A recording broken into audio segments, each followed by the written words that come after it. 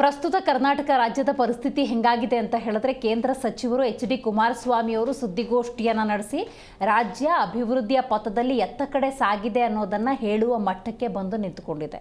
ಇದು ಕೇವಲ ಎಚ್.ಡಿ. ಕುಮಾರಸ್ವಾಮಿ ಅವರ ಮಾತು ಅಂತ ನಾನು ಹೇಳೋದಿಲ್ಲ. ರಾಜ್ಯದ ಬಹುತೇಕ ಜನ ದೊಡ್ಡ ಮ್ಯಾಂಡೇಟ್ ಅನ್ನು ಕೊಟ್ಟರಲ್ಲ ಮತದಾರ ಪ್ರಭುಗಳು ರಾಜ್ಯದ ಅಭಿವೃದ್ಧಿಯ ದಿಕ್ಕನ್ನು ನೋಡಿ ನಿಜಕ್ಕೂ ಕೂಡ ಕಂಗಾಲಾಗಿ ಹೋಗಿದ್ದಾರೆ. ಅಂಕಿಅಂಶಗಳಲ್ಲಿ ಕೋಟಿಗಳನ್ನು ಕೊಡಬಹುದಾದ್ರೆ ವಾಸ್ತವವಾಗಿ ನೋಡೋದಾದ್ರೆ ರಸ್ತೆ ಗುಂಡಿಯಿಂದ ಹಿಡಿದು ಬಹಳಷ್ಟು ಸಮಸ್ಯೆಗಳನ್ನು ರಾಜ್ಯ ಎದುರಿಸ್ತಾ ಇದೆ.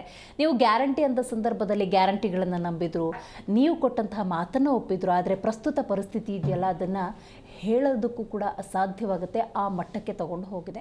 ಇವತ್ತು ಸರ್ಕಾರಿ ಶಾಲೆಗಳಿರ್ಬೋದು, ಆಸ್ಪತ್ರೆಗಳಿರ್ಬೋದು, ವಿದ್ಯಾಭ್ಯಾಸ ಇರ್ಬೋದು, ಬೆಲೆ ಏರಿಕೆ ಇರ್ಬೋದು, 3 ಹೊತ್ತಿನ ಕೂಳಿರ್ಬೋದು, ಮಾಡೋದಕ್ಕೆ ಕೆಲಸ ಇರ್ಬೋದು, ಇದೆಲ್ಲ ಆಯಾಮಗಳಲ್ಲೂ ಕೂಡ ಕಡು ಕಷ್ಟವನ್ನು ಜನಸಾಮಾನ್ಯರು ಎದುರಿಸುವಂತಹ ಪರಿಸ್ಥಿತಿ ನಿರ್ಮಾಣವಾಗಿದೆ. ಹಾಗಾಗಿ ಇವತ್ತು ಕೇಂದ್ರ ಸಚಿವರು ಸುದ್ದಿಗೋಷ್ಠಿಯ ಸಂದರ್ಭದಲ್ಲಿ ಹಲವು ಪ್ರಮುಖ ವಿಚಾರಗಳನ್ನು ಉಲ್ಲೇಖ ಮಾಡಿದ್ದಾರೆ. ನಾವಿಲ್ಲಿ ಗಮನಿಸೋದಾದರೆ ಮತ್ತೊಂದು ಆಯಾಮದಲ್ಲಿ ಈ ಒಂದು ಸುದ್ದಿಗೋಷ್ಠಿಯನ್ನು ಕರೆಯೋದೇ ಆದರೆ ಇದು 2 ದಿಗ್ಗಜರ ನಡುವಿನ ತಿಕ್ಕಾಟ, ಜಗಳ, ಕಾಳಗ, ಸಮರ ಅಂತ ಕೂಡ ಕರೀಬಹುದು. ಮಗದೊಮ್ಮೆ ಸಬ್ಜೆಕ್ಟ್ ಅನ್ನು ಕೊಟ್ಟಿದ್ದಾರೆ ನೋಡಿ. ಒಂದು ಕಡೆ ಡಿ.ಕೆ. ಶಿವಕುಮಾರ್ ಅವರು, ಮಗದೊಂದು ಕಡೆ ಎಚ್.ಡಿ. ಕುಮಾರಸ್ವಾಮಿ ಅವರು ತಮ್ಮ ಆರೋಪ ಪ್ರತ್ಯಾರೋಪಗಳಲ್ಲಿ ನೋಡಿದ್ರೆ ನಮ್ಮ ಸಾಹೇಬರು ಹೆಂಗೆ ಮಾತಾಡಿದ್ರು, ನೋಡಿದ್ರೆ ನಮ್ಮ ಸಾಹೇಬರು ಹೆಂಗೆ ಕೌಂಟ್ರ್ ಕೊಟ್ಟರು ಅಂತ ಹೇಳಿ ಮಗದೊಮ್ಮೆ ಜನರಿಗೆ ಮಾತಾಡೋದಕ್ಕೆ ವಿಷಯವನ್ನು ಕೊಟ್ಟಿದ್ದಾರೆ. ನೀವು ಅಗೇನ್ ನಮ್ಮ ಸಮಸ್ಯೆಗಳನ್ನು ಪ್ರಶ್ನೆ ಮಾಡ್ತಾ ಇಲ್ಲ, ಇವರಿಬ್ಬರ ಆರೋಪ ಪ್ರತ್ಯಾರೋಪಗಳನ್ನು ಇಟ್ಟುಕೊಂಡು ಚರ್ಚೆ ಮಾಡ್ತಾ ಇದ್ದೀವಿ. ಹಾಗಾದರೆ ಎಚ್.ಡಿ. ಕುಮಾರಸ್ವಾಮಿ ಅವರು ಏನಂದ್ರು, ಡಿ.ಕೆ. ಶಿವಕುಮಾರ್ ಅವರು ಅದಕ್ಕೆ ಏನು ಹೇಳ್ತಿದ್ದಾರೆ, ರಾಜ್ಯದ ಅಭಿವೃದ್ಧಿ ಎತ್ತ ಕಡೆ ಸಾಗ್ತಾ ಇದೆ. ಇವತ್ತು ಎಚ್.ಡಿ. ಕುಮಾರಸ್ವಾಮಿ ಅವರು ಒಂದು ಮಾತನ್ನ ಹೇಳಿದ್ರು, ಈ ಬಿ ಖಾತೆಯಿಂದ ಎ ಖಾತಕ್ಕೆ ಕನ್ವರ್ಷನ್ ಆಗ್ತಿದೆಯಲ್ಲ, ಯಾರು ಮಾಡೋಕ್ಕೆ ಹೋಗ್ಬಿಡಿ, 2 ವರ್ಷ ತಾಳಿ ಅಂತ ಹೇಳಿದ್ರು. ಯಾಕೆ ಅಂತ ನೋಡ್ತಾ ಹೋಗೋದಾದ್ರೆ 2 ವರ್ಷ ಆದಮೇಲೆ ಕರ್ನಾಟಕದಲ್ಲಿ JDS ಅಧಿಕಾರವನ್ನು ಹಿಡಿಯುತ್ತೆ ಅಂತ ಕೂಡ ಹೇಳ್ತಿದ್ದಾರೆ. ಹಾಗಾಗಿ ಇವತ್ತಿನ ನಮ್ಮ ಚರ್ಚಾ ಕಾರ್ಯಕ್ರಮ ಬಹಳಷ್ಟು ಕುತೂಹಲವನ್ನು ಹುಟ್ಟು ಹಾಕಿದೆ. ಆ ಬಗ್ಗೆ ಡೀಟೇಲ್ ಆಗಿ ಮಾತಾಡೋಣ. ನಾನು ದಿವ್ಯಶ್ರೀ.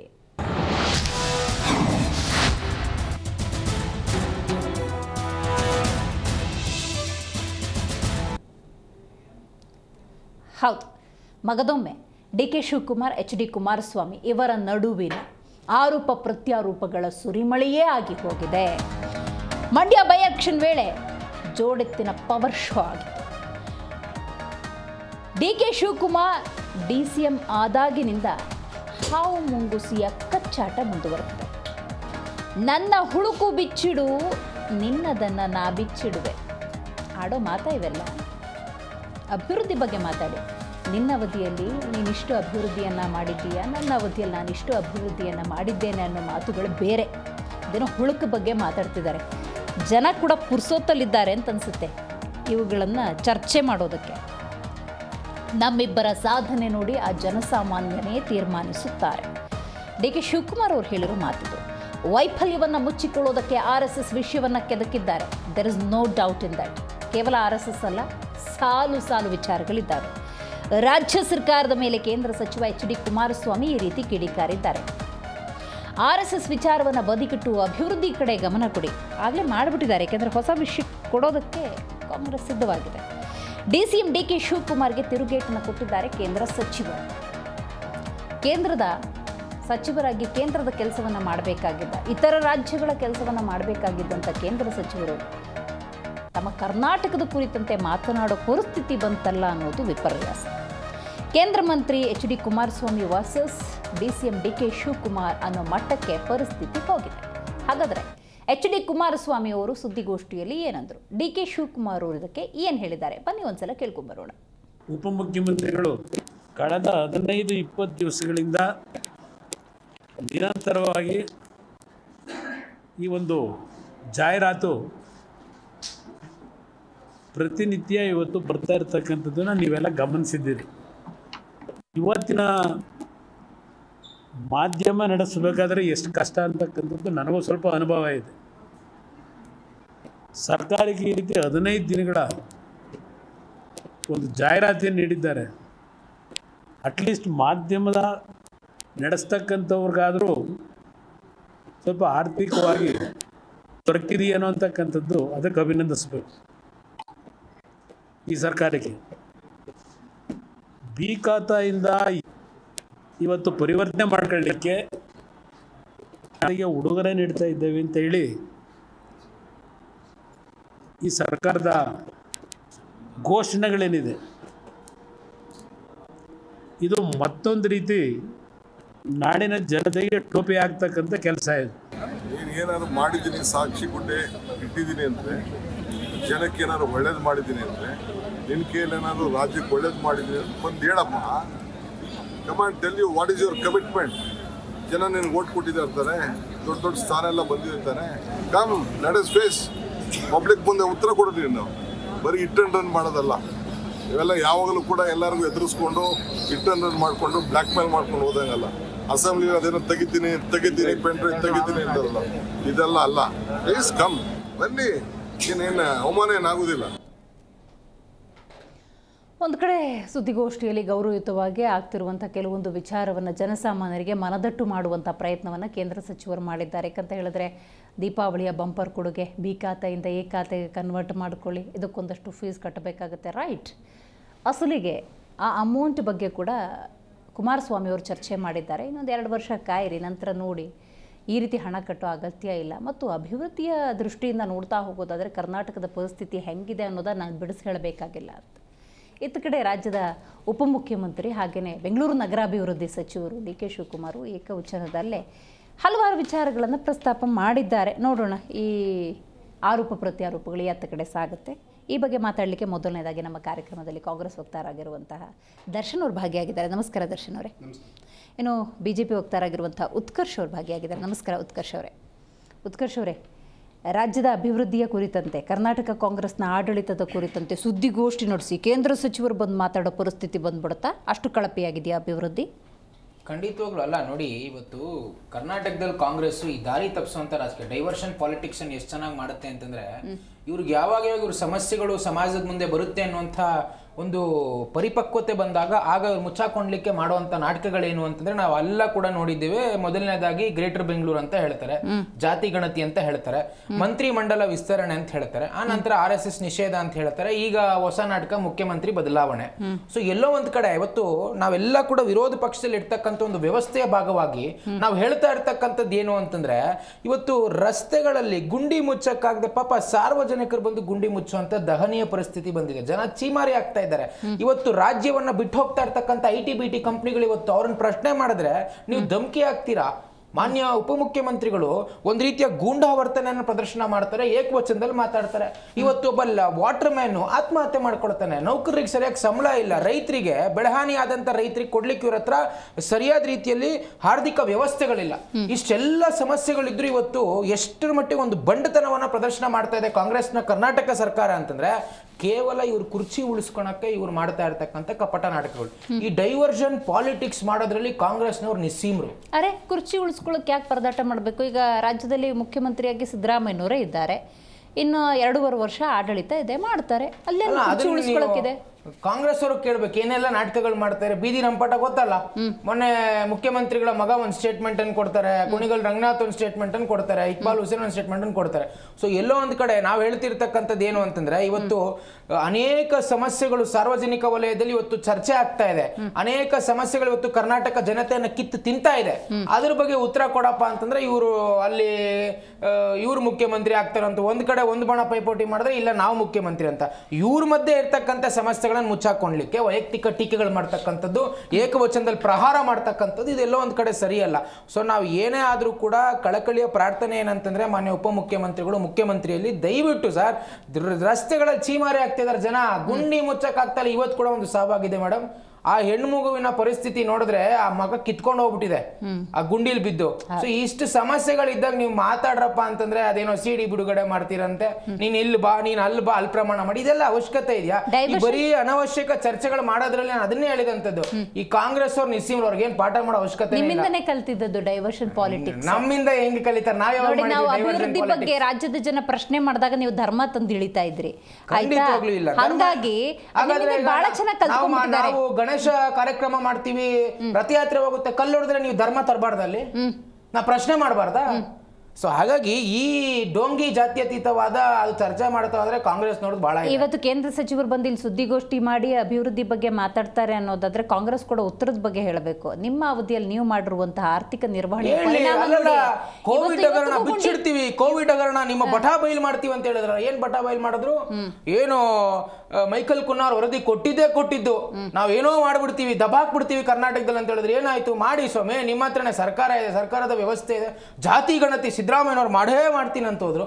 ಡೈಲಿ ಕಳ್ಸ್ಕೊಂಡು ಸೀಮಾಲೆ ಕಳ್ಸಿದ್ರಲ್ಲ ಮನೆಗೆ, ಮಾಡಿದ್ರಲ್ಲ, ಮತ್ತೆ ಈಗ ಮಾಡ್ತಾ ಇದಾರೆ. ಅಲ್ಲ ಈಗ ಮಾಡ್ತಿರೋದು ಅದು ಚರ್ಚೆ ಮಾಡಿದೀವಿ. ಏನೇನ್ ಶಿಕ್ಷಕರ ಪರಿಸ್ಥಿತಿ, ಅವ್ರು ಯಾವೆಲ್ಲ ಪರಿಪಾಟಲ್ ಬೀಳ್ತಾ ಇದಾರೆ, ಏನೇನ್ ಸಮಸ್ಯೆಗಳು, ಇವ್ರು ವೈಯಕ್ತಿಕ ಕುರ್ಚಿ ಉಳಿಸ್ಕೊಳಕ್ ಮಾಡ್ತಾ ಇರ್ತಕ್ಕಂಥ ನಾಟಕಗಳು ಬಿಟ್ರೆ, ಇವತ್ತು ಕಂದಾಯ ಇಲಾಖೆಯಲ್ಲಿ ಕೂಡ ದಯವಿಟ್ಟು ನಾನು ಕಳಕಳಿಯ ಪ್ರಾರ್ಥನೆ ಜನತೆಯಲ್ಲಿ, ಯಾರು ಎ ಖಾತಾ ಬಿ ಖಾತಾಕ್ ದಯವಿಟ್ಟು ದುಡ್ಡು ಕೊಡ್ಬೇಡ್ರಪ್ಪ. ವಸೂಲಿ ಮಾಡುವಂತ ಕೆಲಸ ಬಹಳ ಚೆನ್ನಾಗಿ ಮಾಡ್ತಾ ಇದಾರೆ. ಅದೇನೋ ಅರ್ಜಿ ಹಾಕ್ಬೇಕಂತ 500 ರೂಪಾಯಿಗೆ 500 ರೂಪಾಯಿ ಅರ್ಜಿ ಹಾಕಿದ್ಮೇಲೆ ಅಧಿಕಾರಿಗಳು ಮನೆಗೆ ಬರ್ತಾರಂತೆ. ಆ ಬಂದ ಮೇಲೆ ಅಲ್ಲೇನ್ ವಸೂಲಿ ಮಾಡ್ತಾರೋ ಅಥವಾ ಏನ್ ಚರ್ಚೆ ಮಾಡ್ತಾರೋ ಯಾರಿಗೂ ಕೂಡ ಗೊತ್ತಿಲ್ಲ. ರೈಟ್ ದರ್ಶನ್ ಅವರೇ, ಸೆಂಟ್ರಲ್ ಗವರ್ಮೆಂಟ್ ಮಿನಿಸ್ಟರ್ ಒಬ್ರು ಬಂದ್ಬಿಟ್ಟು ರಾಜ್ಯದ ಅಭಿವೃದ್ಧಿ ಮಾತಾಡೋ ದಯನೀಯ ಸ್ಥಿತಿಗೆ ಕರ್ನಾಟಕ ಹೋಗಿದ್ಯಾ? ಖಂಡಿತ ಇಲ್ಲ. ಸೆಂಟ್ರಲ್ ಗವರ್ಮೆಂಟ್ ಮಿನಿಸ್ಟ್ರು ಕುಮಾರಸ್ವಾಮಿ ಅವರು ಇವತ್ತಲ್ಲ, ಅವರು ಕರ್ನಾಟಕಕ್ಕೆ ಬಂದಾಗೆಲ್ಲ ಮಾತಾಡ್ತಾ ಇರೋದು ಕರ್ನಾಟಕ ರಾಜ್ಯ ಸರ್ಕಾರದ ಬಗ್ಗೆ ಏನಾದರೂ ಒಂದು ಹೇಳಿಕೆ, ಟೀಕೆ, ಟಿಪ್ಪಣಿ ಮಾಡ್ತಾ ಇದ್ದಾರೆ, ಹೋಗ್ತಾ ಇದ್ದಾರೆ. ಆದರೆ ಕುಮಾರಸ್ವಾಮಿ ಅವರು ಇಷ್ಟು ದಿನ ಕರ್ನಾಟಕಕ್ಕೆ ಬಂದ್ರಲ್ಲ, ನೀವು 2.5 ವರ್ಷ ಏನು ಕೇಂದ್ರದ ಮಂತ್ರಿಯಾಗಿ ಕರ್ನಾಟಕಕ್ಕೆ ಒಂದೇ ಒಂದು ಉದ್ಯೋಗ, ನಾ ಕೇಳ್ತಾ ಇರೋದು, ಒಂದೇ ಒಂದು ಉದ್ಯೋಗ ಸೃಷ್ಟಿ ಮಾಡೋದಕ್ಕೆ ಇವ್ರ ಕೈಲಿ ಆಗಿಲ್ಲ. ಒಂದೇ ಒಂದು ಕೈಗಾರಿಕೆ ತರೋದಕ್ಕೆ ಕುಮಾರಸ್ವಾಮಿ ಅವ್ರ ಕೈಲಿ ಆಗಿಲ್ಲ. ಇವತ್ತು ದೇಶದಲ್ಲಿ 12 ವಿಶೇಷ ಕೈಗಾರಿಕಾ ಘಟಕ ಆಯ್ತು ಅವರ ಇಲಾಖೆನಲ್ಲೇ. ಆದ್ರೆ ಕುಮಾರಸ್ವಾಮಿ ಅವರು ಒಂದೇ ಒಂದು ಕೈಗಾರಿಕಾ ಘಟಕವನ್ನ ತನ್ನ ತವರು ನಾಡಿಗೆ ತರೋದಕ್ಕೆ ಆಗಿಲ್ಲ. ಅದ್ರ ಜೊತೆಗೆ ಮೇಡಮ್, ಇವತ್ತು ಕುಮಾರಸ್ವಾಮಿ ಅವರ ತವರು ಕ್ಷೇತ್ರ ಗೆದ್ದಿದಾರಲ್ಲ ಇವತ್ತು ಮಂಡ್ಯದಲ್ಲಿ, ಮೈ ಶುಗರ್ಸ್ ಶಿಥಿಲಾವಸ್ಥೆಯಲ್ಲಿದೆ. ಕರ್ನಾಟಕ ಸರ್ಕಾರ 100 ಕೋಟಿ ರೂಪಾಯಿ ಹಣವನ್ನ ಬಿಡುಗಡೆ ಮಾಡಿದೆ. ಕುಮಾರಸ್ವಾಮಿ ಅವರಿಗೆ ಯಾಕೆ ಆ ಕೈಗಾರಿಕೆ ಕಾಣಿಸ್ತಾ ಇಲ್ವಾ? ಏನು ಭದ್ರಾವತಿ ಉಕ್ಕಿನ ಕೈಗಾರಿಕೆ, ಅಲ್ಲಿಯ ಜನ ಅವತ್ತಿಂದ ಹೋರಾಟ ಮಾಡ್ತಾ ಇದ್ದಾರೆ. ಇವರಲ್ಲಿ ಫ್ಯಾಕ್ಟ್ರಿಗೆ ಹೋದೆ ಪುಟ್ಟ ಅಂದ್ರೆ ಯಾವ್ದಾದ್ರು ಕೈಗಾರಿಕೆ ಪುನಶ್ಚೇತನಗೊಳ್ತದ? ಅದನ್ನು ಇವರು ಏನು ಮಾಡೋದಕ್ಕಾಗಿಲ್ಲ. ಒಟ್ಟಾರೆಯಾಗಿ ತನ್ನ ಒಂದು ಸೇವೆ ಸಾಧನೆ ಝೀರೋ. ಕೇವಲ ಒಂದು ಮಂತ್ರಿಗಿರಿ ಪಡೆಯೋದಕ್ಕೋಸ್ಕರ ಇವರು ಬಿಜೆಪಿ ಜೊತೆ ಹೊಂದಾಣಿಕೆ ಮಾಡ್ಕೊಂಡಿದ್ದಾರೆ. ಇವತ್ತು DK ಶಿವಕುಮಾರ್ ಅವರು ದೊಡ್ಡಹಳ್ಳಿಯ ಕೆಂಪೇಗೌಡರು ಮಗ ಇವತ್ತು ಕರೆದಿದ್ದಾರೆ. ಯಾಕೆ ಸುಮ್ಮನೆ ನೀವು ಹಾದಿ ಬೀದಿನಲ್ಲಿ ಚರ್ಚೆ ಮಾಡ್ತಾ ಇದ್ದೀರಾ? ಹರದನಹಳ್ಳಿ ದೇವೇಗೌಡರು ಮಗನೇ, ಬನ್ನಿ ಚರ್ಚೆ ಮಾಡೋಣ, ಮುಖಾಮುಖಿ ಭೇಟಿ ಮಾಡೋಣ. ಅದೇನ್ ನಿಮ್ದಿದೆ ತೆಗಿತೀನಿ ನಾನು, ನಂದೇನಿದೆ ತೆಗಿರಿ ನೀವು. ಅದೇನು ಅವತ್ತು ಹೇಳಿದ್ರು ಪೆನ್ ಡ್ರೈವ್ ಇಟ್ಟಿದ್ದೀನಿ. ಆ ಪೆನ್ ಡ್ರೈವ್ ಎಲ್ಲಿ ಗೊತ್ತಿಲ್ಲ, ವಿಧಾನಸೌಧದ ಮುಂದೆ ಹೇಳಿದ್ರು. ನಿಮ್ಮಲ್ಲಿ ಸಾಕ್ಷಿ ಇದ್ರೆ, ನಿಮ್ಮಲ್ಲಿ ಸತ್ಯಾಂಶ ಇದ್ರೆ, ನಿಮ್ಮಲ್ಲಿ ಆ ಒಂದು ಏನೋ ಯಾವುದೋ ಒಂದು ಹಾರಿಕೆಯಾಗಿ ನೀವು ಹೇಳೋದಲ್ಲ. ನೀವೊಬ್ರು ಮಾಜಿ ಮುಖ್ಯಮಂತ್ರಿಗಳು, ನೀವೊಬ್ರು ಮಾಜಿ ಪ್ರಧಾನಿಯವರ ಮಗ, ನೀವು ಹಾಲಿ ಕೇಂದ್ರ ಸಚಿವರು. ನಿಮ್ಮಲ್ಲಿ DK ಶಿವಕುಮಾರ್ ಅವ್ರನ್ನ ಎದುರಿಸುವಂತ ಎದೆಗಾರಿಕೆ ಇಲ್ವಾ? ಚರ್ಚೆ ಝೀಗೆ ಕರೀರಿ, ನಿಮ್ ಚಾನಲ್ ಅಲ್ಲೇ ಚರ್ಚೆ ಆಗ್ಲಿ. ಚರ್ಚೆ ಮಾಡೋದಕ್ಕೆ ಧೈರ್ಯ ಇಲ್ದೇನೆ ಗಾಳಿಯಲ್ಲಿ ಗುಂಡೊಡೆಯುವಂತ ಸಂಸ್ಕೃತಿಯನ್ನ ಕುಮಾರಸ್ವಾಮಿ ಅವರು ಇಟ್ಕೊಂಡಿದ್ದಾರೆ. ಹಂಗಂತ ಏಕವಚನದಲ್ಲಿ ಮಾತಾಡ್ಕೊಂಡು ಬೇಕಾಯ್ತು ರಾಜ್ಯದ ಉಪಮುಖ್ಯಮಂತ್ರಿಗಳು ಅಂದ್ರೆ ಅವ್ರಿಗೆ ಆದಂತ ಘನತೆ ಇರಬಹುದು. ಕುಮಾರಸ್ವಾಮಿ ಅವರು ಹಾದಿಯಲ್ಲಿ ಬೀದಿಯಲ್ಲಿ DK ಶಿವಕುಮಾರ್ ಅವ್ರ ಮೇಲೆ ಆಡಿರ್ತಕ್ಕಂಥ ಮಾತುಗಳು, ಬಳಸಿರ್ತಕ್ಕಂಥ ಪದಗಳು ಇತಿಹಾಸದ ಪುಟದಲ್ಲಿ ಸೇರೋಗಿದೆ. ನೋಡಿ, ಇದು ರಣರಂಗ ಶುರುವಾಗಿರೋದು 1984ರಿಂದ ಅವ್ರ ತಂದೆ ಮೇಲೆ ಚುನಾವಣೆಗೆ ನಿಂತಾಗಿಂದ ಶುರುವಾಗಿದೆ. ಇವತ್ತು DK ಶಿವಕುಮಾರ್ ಅವರು ದೇವೇಗೌಡರನ್ನು ಸೋಲಿಸಿದ್ದಾರೆ, ಅನಿತಾ ಕುಮಾರಸ್ವಾಮಿ ಅವರು ಸೋಲಿಸಿದ್ದಾರೆ, ಕುಮಾರಸ್ವಾಮಿ ಅವ್ರನ್ನು ಸೋಲಿಸಿದ್ದಾರೆ ಸಾತ್ನೂರಲ್ಲಿ.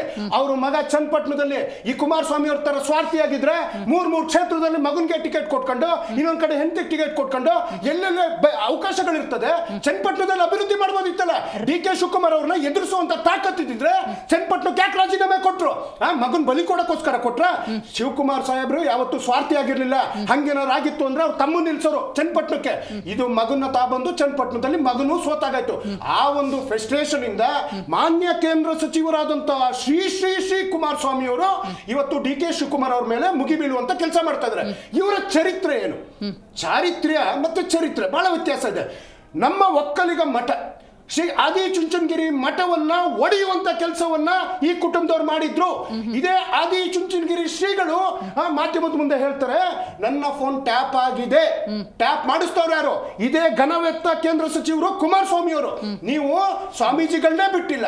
ಇನ್ನ ನಾನು ಮುಂದೆ ಅವಕಾಶ ಕೊಡಿ ಮೇಡಮ್, ಯಾವ ಒಕ್ಕಲಿಗ ನಾಯಕರನ್ನ ಇವರು ತುಂಬಿದ್ದಾರೆ ಅಪ್ಪ ಮಕ್ಕಳು ಅನ್ನುವಂಥದ್ದನ್ನ ಅವ್ರ ಪಂಚಾಂಗವನ್ನು ಬಿಚ್ಚಿಡೋ ಕೆಲಸವನ್ನ ನಾನು ಮಾಡ್ತೀನಿ. ಇವತ್ತು ನಮ್ಮ ಯಾರು ಡಿ ಕೆ ಶಿವಕುಮಾರ್ ಅವರ ಸಾಧನೆ.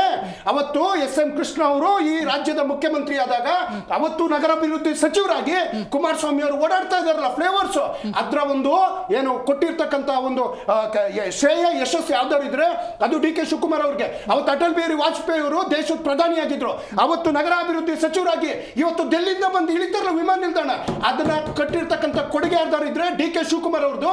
ಡಿ ಕೆ ಶಿವಕುಮಾರ್ ಅವರ ಸಾಧನೆ ಪಾವಗಡಕ್ಕೆ ಹೋಗಿ ಸೋಲಾರ್ ಪಾರ್ಕ್ ಇಟ್ಕೊಂಡೇ ಬದುಕ್ತೀರಿ. ಪ್ರೆಸೆಂಟ್ ಗುಂಡಿ ಬಗ್ಗೆ ಚಿಂತೆ ಇಲ್ಲ ಮೇಡಮ್. ನಿಮ್ಮ ಚಾನೆಲ್ ಮೇಡಮ್, ನೀವು ಕೇಳಿದ ಪ್ರಶ್ನೆ ಒಳ್ಳೇದಾಯ್ತು. ನಿಮ್ಮ ಗೌರವಾನ್ವಿತ ಏನು ಮಾಧ್ಯಮದಲ್ಲಿ ಕೆಲಸ ಮಾಡುವಂತವ್ರು ಮೊನ್ನೆ ನಿಮ್ಮ ಒಂದು ಜಿ ವೆಹಿಕಲ್ ನಲ್ಲೇ ಹೋಗಿ ಡಿ ಕೆ ಶಿವಕುಮಾರ್ ಅವ್ರ ಜೊತೆ ಏನೆಲ್ಲ ಪ್ರಗತಿಯಾಗಿದೆ, ಯಾಕೆಂದ್ರೆ ನೀವು ಪ್ರಶ್ನೆ ಮಾಡಿದ್ರಿ. ನಾವು ಅಲ್ಲಿ ಹೋಗಲ್ಲ ಸಾಹೇಬ್ರೆ, ನಾವು ರೋಡಿಗೆ ಹೋಗ್ತೀವಿ, ಅಲ್ಲಲ್ಲ ಜನರ ಹತ್ರ ಮಾತಾಡ್ತೀವಿ. ಅವ್ರು ಹೇಳ್ತಾರೆ ಇನ್ಪುಟ್, ನಿಮ್ ಸ್ಟ್ಯಾಟಿಸ್ಟಿಕ್ಸ್ ಅಲ್ಲಿ ಅಂಕಿಅಂಶದಲ್ಲಿ ಪೇಪರ್ಗಳಲ್ಲಿ ಇರೋದು ಬೇರೆ. ಮೇಡಮ್, ನಾನು ಹೇಳ್ತಾ ಇರೋದು ನಿಮ್ಮ ಜಿ ಮಾಧ್ಯಮದವರು ನಿಮ್ಮದೇ ವೆಹಿಕಲ್ ನಲ್ಲಿ ಮೊನ್ನೆ ಉಪಮುಖ್ಯಮಂತ್ರಿಗಳ ಜೊತೆಗೆ ನಗರ ವೀಕ್ಷಣೆಗೆ ಎಲ್ಲೆಲ್ಲಿ ನಾವು ಗುಂಡಿಗಳನ್ನ ಮುಚ್ಚಿದೀವಿ ಅನ್ನೋ ಸತ್ಯ ದರ್ಶನವನ್ನ ತೋರಿಸುವಂತ ಜಸ್ಟ್ ನೆನ್ನೆಲ್ಲ ಮೊನ್ನೆ ಮಾಡಿದೀವಿ ಮೇಡಮ್. ಆಗಿದೆ, ಯಾಕೆ ಹಿಂದೆ ಅನೇಕ ಸರ್ಕಾರಗಳು ಬಿಜೆಪಿ ಇತ್ತು, ಜೆಡಿಎಸ್ ಇತ್ತು, ಆಯ್ತು. ನಾವು ಇವತ್ತು ಟೀಕೆ ಮಾಡೋದಕ್ಕೆ ಹೋಗಲ್ಲ, ನಾವು ಏನೋ ಒಂದು ಕೆಲಸ ಮಾಡ್ತಾ ಇದೀವಿ, ನೀವು ಎಚ್ಚರಿಕೆ ಕೊಟ್ಟಿದ್ದೀರಾ, ಅದನ್ನ ನಾವು ಮಾಡಿ ತೋರಿಸುವಂತ ಕೆಲಸವನ್ನ ನಾವು ಮಾಡ್ತೀವಿ. ಮುಂದೆ ನನಗೆ ಅವಕಾಶ ಕೊಡಿ.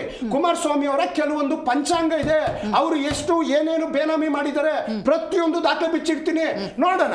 ಈ ದಾಖಲೆಗಳನ್ನ ಇಟ್ಕೊಂಡು ಕುಮಾರಸ್ವಾಮಿ ಅವರು ಬಂದು ಡಿ ಕೆ ಶಿವಕುಮಾರ್ ಅವ್ರ ಎದುರುಗಡೆ ಕೂತ್ಕೊಳ್ಳಿ, ಮಾತಾಡ್ಲಿ. ಓಕೆ, ನಿಸ್ಸೀಮರು ಬಿಜೆಪಿ ಮತ್ತು ಕಾಂಗ್ರೆಸ್ನವರು ಈಗ ನಾವೇನಾದರೂ ರಾಜ್ಯದ ಜ್ವಲಂತ ಸಮಸ್ಯೆ ಬಗ್ಗೆ ಮಾತಾಡಬೇಕು ಅನ್ನೋಷ್ಟೊತ್ತಿಗೆ ಏನಾದರೂ ಒಂದು ಸಬ್ಜೆಕ್ಟ್ ಕೊಡ್ತಾರೆ. ಎರಡೆರಡು ದಿವಸಕ್ಕೆ ಒಂದೊಂದು ಸಬ್ಜೆಕ್ಟು ನೋಡಿ. ಜಾತಿ ಗಣತಿ, ಅದೇ ಸಾಮಾಜಿಕ ಆರ್ಥಿಕ ಶೈಕ್ಷಣಿಕ ಸಮೀಕ್ಷೆ, ದಸರಾ ಇರ್ಬೋದು, ಗದ್ದುಗೆ ಗುದ್ದಾಟ, CM ಗದ್ದುಗೆ ಗುದ್ದಾಟ, ಸಂಪುಟ ಪುನರ್ರಚನೆ, RSS. ಇವಾಗ ನೋಡಿ ಕುಮಾರಸ್ವಾಮಿ ಅವರು ಏನೋ ಒಂದು ಪ್ರೆಸ್ ಮೀಟ್ ಮಾಡಿಬಿಟ್ರು. ಈಗ ಈ ಸಬ್ಜೆಕ್ಟ್ ನಾವು ಸರ್ಕಾರಿ ಶಾಲೆ ಬಗ್ಗೆ ಮಾತಾಡೋದು ಬೇಡ, ಆಸ್ಪತ್ರೆಗಳ ಬಗ್ಗೆ ಮಾತಾಡೋದು ಬೇಡ, ಬೆಲೆ ಏರಿಕೆ ಬಗ್ಗೆ ಮಾತಾಡೋದು ಬೇಡ, ಗುಂಡಿಗಳ ಬಗ್ಗೆ ಮಾತಾಡೋದು ಬೇಡ, ಇದನ್ನು ಮಾತಾಡ್ಕೊಂಡು ಕುತ್ಕೊಂಡ್ಬಿಡ್ಲಿ. ಈ ಆ್ಯಕ್ಚುಲ್ ಸಮಸ್ಯೆ ಬಗ್ಗೆ ಜನ ಮಾತಾಡ್ದಿರೋಂಗೆ ಮಾಡೋ ಒಂದು ಸ್ಟ್ರಾಟಜಿ ನೋಡಿ ರಾಷ್ಟ್ರೀಯ ಪಕ್ಷಗಳಿಗೆ ಚೆನ್ನಾಗಿ ಗೊತ್ತು. ಮೇಡಮ್, ಇವರಿಬ್ರು ಅದ್ರಲ್ಲಿ ಅತಿರಥ ಮಹಾರಥರು, ಒಬ್ರಿಗಿಂತ ಒಬ್ರು. ಇವರು ಯಾರಿಗೂ ಏನು ಕಡಿಮೆ ಇಲ್ಲ, ಸೇರ್ ಅಂದ್ರೆ ಸವಾ ಸೇರ್ ಅಂತಾರೆ ಆ ಥರ. ಇವರು ಏನಂದ್ರೆ ಅಲ್ಲ, ಅಂಡರ್ಸ್ಟ್ಯಾಂಡಿಂಗ್ ಅಷ್ಟೊಂದು ಚೆನ್ನಾಗಿರುತ್ತೆ. ವಾಸ್ತವವಾಗಿ ಅದು ಈಗಿನ ಸಬ್ಜೆಕ್ಟ್ಗಳು ತಗೊಳೋದು ಹಂಗೆ ಅನ್ಸುತ್ತೆ. ಮೇಲ್ಗಡೆ ಮಾತ್ರ ಕಿತ್ತಾಟ, ಒಳಗಡೆ ಮಾತ್ರ ಏನಂದ್ರೆ ಅದೇ ಒಕ್ಕಲಿಗರ ಸಂಘದಲ್ಲಿ ಆರಾಮಾಗಿ ಇರ್ತಾರೆ ಅವ್ರು ಒಳಗೆ ಹೋದ್ರೆ. ಇಲ್ಲ, ಆ ಸಮಾಜದ ವಿಷಯ ಬೇಡ ಇಲ್ಲಿ. ಯಾಕಂದ್ರೆ ಇಲ್ಲಿ ನಡೀತಾ ಇರೋದು ವಿಷಯ ಏನಂದ್ರೆ ರಾಜಕೀಯ, ಆ ಪದ ಹೇಳ್ಬೋದು, ಅವ್ರ ದೊಂಬರಾಟ ಅಂತಾನೆ ಹೇಳ್ಬೇಕು ಈಗ ರಾಜಕೀಯ. ಯಾಕಂದ್ರೆ ಇವರು ಅವರು ಏನಾರು ಹೇಳಿದ್ರೆ ಅಭಿವೃದ್ಧಿ ವಿಷಯ ಬಂದಾಗ ಮಾತ್ರನೇ ಇವ್ರು ಈ ಥರ ವಿಷಯಗಳನ್ನ ತಗೊಬಂದ್ಬಿಡೋದು. ಬೇರೆ ಬೇರೆ ವಿಷಯಗಳು ಬಂದಾಗ ಮಾತಾಡಲ್ಲ ಇವರು. ನೋಡಿ, ಇವಾಗ ಬೆಂಗಳೂರು ಗುಂಡಿ, ರಸ್ತೆ ಗುಂಡಿಗಳು ಮುಚ್ಚಕ್ಕೆ ಆಗ್ತಾ ಇಲ್ಲ. ಇವಾಗ ಏನೋ ಪ್ರಯತ್ನ ಮಾಡ್ತಾ ಇದ್ದಾರೆ, ಒಂದು ಒಳ್ಳೆ ಕೆಲಸ ಮಾಡ್ತಾ ಇದ್ದಾರೆ, ಮಾಡಲಿ, ಒಳ್ಳೆಯದು. ಆದರೆ ಕುಮಾರಸ್ವಾಮಿ ಅವ್ರ ಬಗ್ಗೆ ಮಾತಾಡ್ಬೇಕಂದ್ರೆ ಅವ್ರಿಗೆ ರಾಜ್ಯದ ಬಗ್ಗೆ ಕಿಂಚಿತ್ತೂ ಯೋಚನೆ ಇಲ್ಲ. ಹೌದು, ಖಂಡಿತವಾಗ್ಲೂ ನಾನು ಘಂಟಾಘೋಷವಾಗಿ ನೇರವಾಗಿ ಹೇಳ್ತೀನಿ. ಬೇಕಾದ್ರೆ ಅವ್ರು JDS ಪಕ್ಷದವ್ರು ಇದ್ರೆ ಅವ್ರಿಗೂ ಹೇಳ್ತಾ ಇದ್ದಾರೆ ನಾನು. ಯಾಕಂದ್ರೆ ಅವರು ದೇಶ ರಾಜಕೀಯನ ಸ್ವಲ್ಪ ಜಾಸ್ತಿ ಮಾಡ್ತಾರೆ, ಅದು ರಾಜ್ಯಕ್ಕೆ ಒಳ್ಳೇದಲ್ಲ. ಯಾಕಂದ್ರೆ ನೀವು ರಾಜಕೀಯ ವ್ಯಕ್ತಿಗಳು ಹೆಂಗಾರು ಜಗಳ ಮಾಡ್ಕೊಳ್ಳಿ, ರಾಜ್ಯದ ಹಿತದೃಷ್ಟಿ ಅಂತ ಬಂದಾಗ ಅವ್ರು ಯಾವಾಗಲೂ ಒಂದೆರಡೆ ಜಿಂದೆ ಇರ್ತಾರೆ. ಸ್ವಾರ್ಥನೇ ಅವ್ರಿಗೆ ಮೊದಲನೇ ಪ್ರಾಶಸ್ತ್ಯ ಆಗುತ್ತೆ. ರಾಜ್ಯದ ಬಗ್ಗೆ ಅವರು ನೀವು ಆಲ್ಮೋಸ್ಟ್ 2006ನೇ ಇಸ್ವಿಯಿಂದನೂ ಅವ್ರ ಅಧಿಕಾರಕ್ಕೆ ಬಂದಾಗಿಂದ ಇದುವರೆಗೂ ಬರೀ ಸ್ವಾರ್ಥ ರಾಜಕಾರಣ, ದ್ವೇಷ ರಾಜಕಾರಣದಲ್ಲೇ ತೊಡಗಿದ್ದಾರೆ. ಅದು ಅವ್ರಿಗೆ ಒಳ್ಳೇದಲ್ಲ ಆ್ಯಕ್ಚುಲಿ ರಾಜ್ಯದ ಹಿತದೃಷ್ಟಿಯಿಂದ. ನೀವು ಏನಾರು ಯಾರನ್ನ ಬೇಕಾದ್ರೂ ರಾಜಕೀಯವಾಗಿ ಅವ್ರವ್ರ ಒಳಗಡೆ ಮಟ್ಟ ಹಾಕೊಳ್ಳಿ, ಆ ರಾಜ್ಯದ ಹಿತದೃಷ್ಟಿಯಿಂದ ಬಂದಾಗ ನೀವು ಜನರನ್ನ ತಕಡಿಗೆ ಹಾಕ್ಬಾರ್ದು. ಖಂಡಿತವಾಗ್ಲ ಅದಕ್ಕೆ ಆಲ್ರೆಡಿ ತುಂಬ ಸರಿ ಅವರು ಜನಗಳಿಗೆ ಪಾಠ ಕಲಿಸಿದ್ದಾರೆ. ಅವ್ರಿಗೆ ಮೂರು ಚುನಾವಣೆಗಳಲ್ಲಿ ಪಾಠ ಕಲಿಸಿದ್ದಾರೆ. ದಿನೇ ಅವ್ರದ್ದು ಸಂಖ್ಯೆ ಕಡಿಮೆ ಆಗ್ತಾ ಇದೆ. ಅವ್ರಿಗೆ ಎಚ್ಚರಿಕೆ ಗಂಟೆಗಳು ಸುಮಾರು ಬಂದರೂ ಅವರು ನಿರ್ಲಕ್ಷ್ಯ ಮಾಡ್ತಾ ಇದ್ದಾರೆ. ರಾಜ್ಯದ ಹಿತದೃಷ್ಟಿ ಅಂತ ಬಂದಾಗ ಅವರು ನೇರವಾಗಿ ಅವರು ಅದನ್ನು ಅಸಡ್ಡೆ ಮಾಡಿದ್ದಾರೆ, ಅವರು ಕಡೆಗಣಿಸಿದ್ದಾರೆ. ಅವರು ಇನ್ಮೇಲಾದ್ರೂ ಅವ್ರು ಎಚ್ಚೆತ್ಕೊಂಡ್ರೆ ಅವ್ರಿಗೆ ಈಗಲೂ ಅವಕಾಶ ಇದೆ. ಯಾಕೆಂದರೆ ಅವರನ್ನು ನಂಬ್ಕೊಂಡಿರೋಂಥ ತುಂಬ ಜನ ಕಾರ್ಯಕರ್ತರು, ಲಕ್ಷಾಂತರ ಜನ ಕಾರ್ಯಕರ್ತರ ಪಡೆ ಈಗಲೂ ಇದೆ ಅವ್ರ ಬೆನ್ನಿಗೆ. ಈಗಲೂ ಅವ್ರು ಏನಾದ್ರು ಒಳ್ಳೆ ದಿಕ್ಕಿನಲ್ಲಿ ಹೋದರೆ ಅವ್ರು ಮತ್ತೆ ಫಿನಿಕ್ಸ್ ಥರ ಎದ್ದು ಬರೋಕ್ಕೆ ಎಲ್ಲ ಅವಕಾಶಗಳಿದೆ.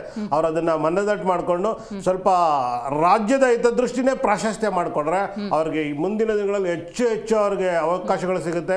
ಏನು ಬೇಕಾದ್ರೂ ಸಾಧನೆ ಮಾಡೋಷ್ಟು ಶಕ್ತಿನೂ ಆ ಸಮಾಜಕ್ಕೂ ಇದೆ, ಅವ್ರ ಪಕ್ಷಕ್ಕೂ ಇದೆ. ಆದರೆ ಇವ್ರೇನು ಮಾಡ್ತಾರೆ, ಹೋಗಿ ಬಂದು ಅದೇ ಸಮಾಜದ ಮುಖಂಡರನ್ನ ತುಳಿಯಕ್ಕೆ ಹೋಗ್ತಾರೆ. ಅದು ಎಲ್ಲೋ ಒಂದು ಕಡೆ ಅವ್ರಿಗೆ ತಿರುಗುಬಾಡು ಆಗ್ತಾ ಇದೆ ಇವಾಗ. ಅದನ್ನು ಅವರು ದಯವಿಟ್ಟು ಬಿಟ್ಟು, ಈಗ ನೋಡಿ ಆಂಧ್ರ ಪ್ರದೇಶಕ್ಕೆ 13,000 ಕೋಟಿ ಹೋಗಿ ಕೊಟ್ಟಿದ್ದಾರೆ. ಅದು ಆ್ಯಕ್ಚುಲಿ ಅವ್ರಿಗೆ ನಾನು ಕನ್ನಡಿಗನಾಗಿ ಮನಸ್ಸು ಚುಚ್ಚುತ್ತೆ ನಮಗೆ. ಯಾಕೆಂದರೆ ನೀವು ಏನಾರು ರಾಜಕೀಯ ಮಾಡ್ಕೊಳ್ರಪ್ಪ, ನಮ್ಮ ರಾಜ್ಯಕ್ಕೆ ಅಕಸ್ಮಾತ್ ಇವ್ರು ಹೇಳಿದಾಗ ಏನು ಭದ್ರಾವತಿ ಮತ್ತು ಉಕ್ಕು ಕೈಗಾರಿಕೆ ಕೊಡ್ಬೋದಿತ್ತು, ಮೈಸೂರು ಶುಗರ್ ಮಿಲ್ ಕೊಡ್ಬೋದಿತ್ತು, ಮೈಸೂರು ಶುಗರ್ಸ್ ಕೊಡೋದು, ಎಷ್ಟೊಂದು ನೆನೆಗುದಿ ಬಿದ್ದಿದೆ. ಇವರು ಅದು ಭಾರಿ ಕೈಗಾರಿಕೆ ಸಚಿವರಾಗಿರೋದ್ರಿಂದ ಇವರಿಗೆ ಹೆಚ್ಚು ಅವಕಾಶ ಇತ್ತು ನಮ್ಮ ಕರ್ನಾಟಕ ರಾಜ್ಯಕ್ಕೆ ಏನಾದ್ರು ಮಾಡ್ಬೋದು. ಈಗ ಕಾಂಗ್ರೆಸ್ ಅವ್ರಿಗೆ ಯೋಗ್ಯತೆ ಇಲ್ಲ, ಕಾಂಗ್ರೆಸ್ ಅವ್ರಿಗೆ ಯೋಗ್ಯತೆ ಇಲ್ಲ, ಅವ್ರು ಅದನ್ನ ತಗೊಳಕ್ಕೆ ಇವರೇ ವ್ಯಾಲೆಂಟರ್ ಆಗಿ ಏನಾದ್ರು ಒಂದು ಮಾಡ್ಬೋದು, ಪ್ರಯತ್ನ ಪಡ್ಬೋದು. ಪದೇ ಪದೇ ಕೊಡೋ ಕಾರಣ ಏನು ಅಂದರೆ ಕೇಂದ್ರ ಸಚಿವನಾಗಿದ್ದೇನೆ, ಕೈಗಾರಿಕೆಗಳ ವಿಚಾರದಲ್ಲಿ ದೊಡ್ಡ ದೊಡ್ಡ ನಿರ್ಣಯಗಳನ್ನು ತೆಗೆದುಕೊಳ್ಳುವ ಅವಕಾಶ ಇದ್ರೂ ಕೂಡ ರಾಜ್ಯ ಸರ್ಕಾರದ ಸಂಪೂರ್ಣ ಸಹಕಾರ ನನಗಿಲ್ಲ ಅಂತ ಹೇಳ್ತಾರೆ. ಏನು ಹೇಳ್ತಾರೆ ಇದ್ರ ಬಗ್ಗೆ? ಅದು ನಾನು ಒಪ್ಪಲ್ಲ ಮೇಡಮ್. ಯಾಕೆ ಅಂತ ಹೇಳ್ತೀನಿ ಕೇಳಿ. ಇವಾಗ ಕೈಲಾಗದವ್ರು ಮೈಪರ್ಚ್ಕೊಂಡು ಅನ್ನೋದಕ್ಕೆ ಇದು ಉದಾಹರಣೆ ನಾನು ಹೇಳೋದು. ಯಾಕಂದರೆ ಬೇರೆ ಬೇರೆ ಕಾರಣಗಳಲ್ಲಿ ಅವ್ರು ವೈಯಕ್ತಿಕ ಹಿತಾಸಕ್ತಿ ಬರಲಿ, ಯಾವ ರಾಜ್ಯ ಸರ್ಕಾರನೂ ಅವ್ರ ಕಡೆಗಡೆ ಏನು ಕೇರ್ ಮಾಡದೆ ಅಲ್ಲಿರೋರು ಹೆಂಗೆ ಬೇಕಾದ್ರೆ ಅವ್ರ ದಾರಿಗೆ ತೊಗೊಂಡು ಕೆಲಸ ಮಾಡಿರೋ ಉದಾಹರಣೆಗಳು ಹಿಂದಿನ ಸರ್ಕಾರಗಳಲ್ಲಿ ಇದ್ದಾವೆ. ಇವ್ರಿಗೆ ಬದ್ಧತೆ ಬೇಕಷ್ಟೇ. ಬದ್ಧತೆ ಇಲ್ದಿರೋಕ್ಕೆ ಏನು ಕೈಲಾಗದವ್ರಿಗೆ 16 ಕೊಡುಗಲು ಅಂತ ಹೇಳ್ತಾರಲ್ಲ, ಆ ಥರ ಒಂದು ಸಬೂಬು ಏನು ಬೇಕಾದ್ರೂ ಹೇಳ್ಕೊಡ್ಬೋದು. ಅವ್ರು ಸಬೂಬು ಹೇಳೋದು ಸರ್ವೇ ಸಾಮಾನ್ಯ ರಾಜಕಾರಣಿಗಳಿಗೆ. ಆದರೆ ಮನವೊಲಿಸಬೇಕು.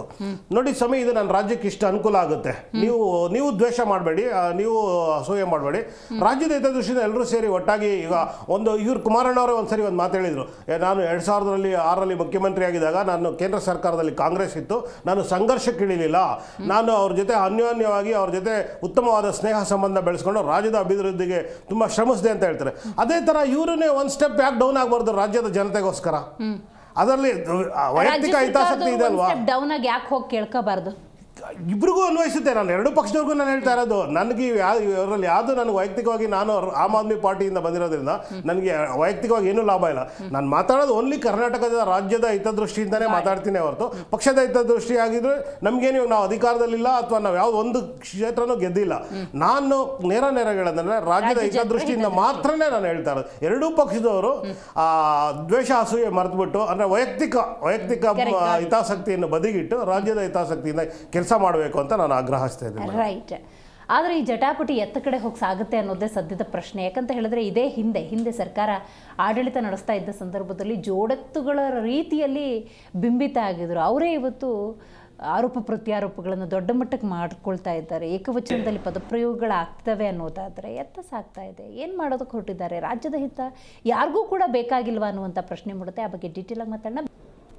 ಸದ್ಯ ಹೇಗಾಗ್ಬಿಟ್ಟಿದೆ ಅಂತ ಹೇಳಿದ್ರೆ ಘಟಾನುಘಟಿ ನಾಯಕರುಗಳ ಒಂದು ಆರೋಪ ಪ್ರತ್ಯಾರೋಪ, ಮಗದೊಂದು ಕಡೆ ರಾಜ್ಯದ ಅಭಿವೃದ್ಧಿ, ಅಲ್ಲಲ್ಲಿ ಶಾಸಕರು ಅಥವಾ ಮಿನಿಸ್ಟ್ರುಗಳು ಕೊಡುವಂಥ ಸ್ಟೇಟ್ಮೆಂಟು, ಸೋ ಕಾಲ್ಡ್ ಕಾಂಗ್ರೆಸ್ನ ಹಿರಿಯ ನಾಯಕರು ಈ CM ಗಾದಿ ಕುರಿತಂತೆ ಮಾತಾಡೋದು, ಸಂಪುಟ ಪುನರಚನೆ ಬಗ್ಗೆ ಆಕಾಂಕ್ಷಿಗಳು, ಇದನ್ನೆಲ್ಲ ನೋಡ್ತಾ ಇದ್ದಾರೆ. ಸರ್ಕಾರದ ಕತೆ ಏನು ಅಂತ ಅನ್ಸೋದಿಲ್ವಾ ನಿಷ್ಕರ್ಷ್ ಅವರೇ?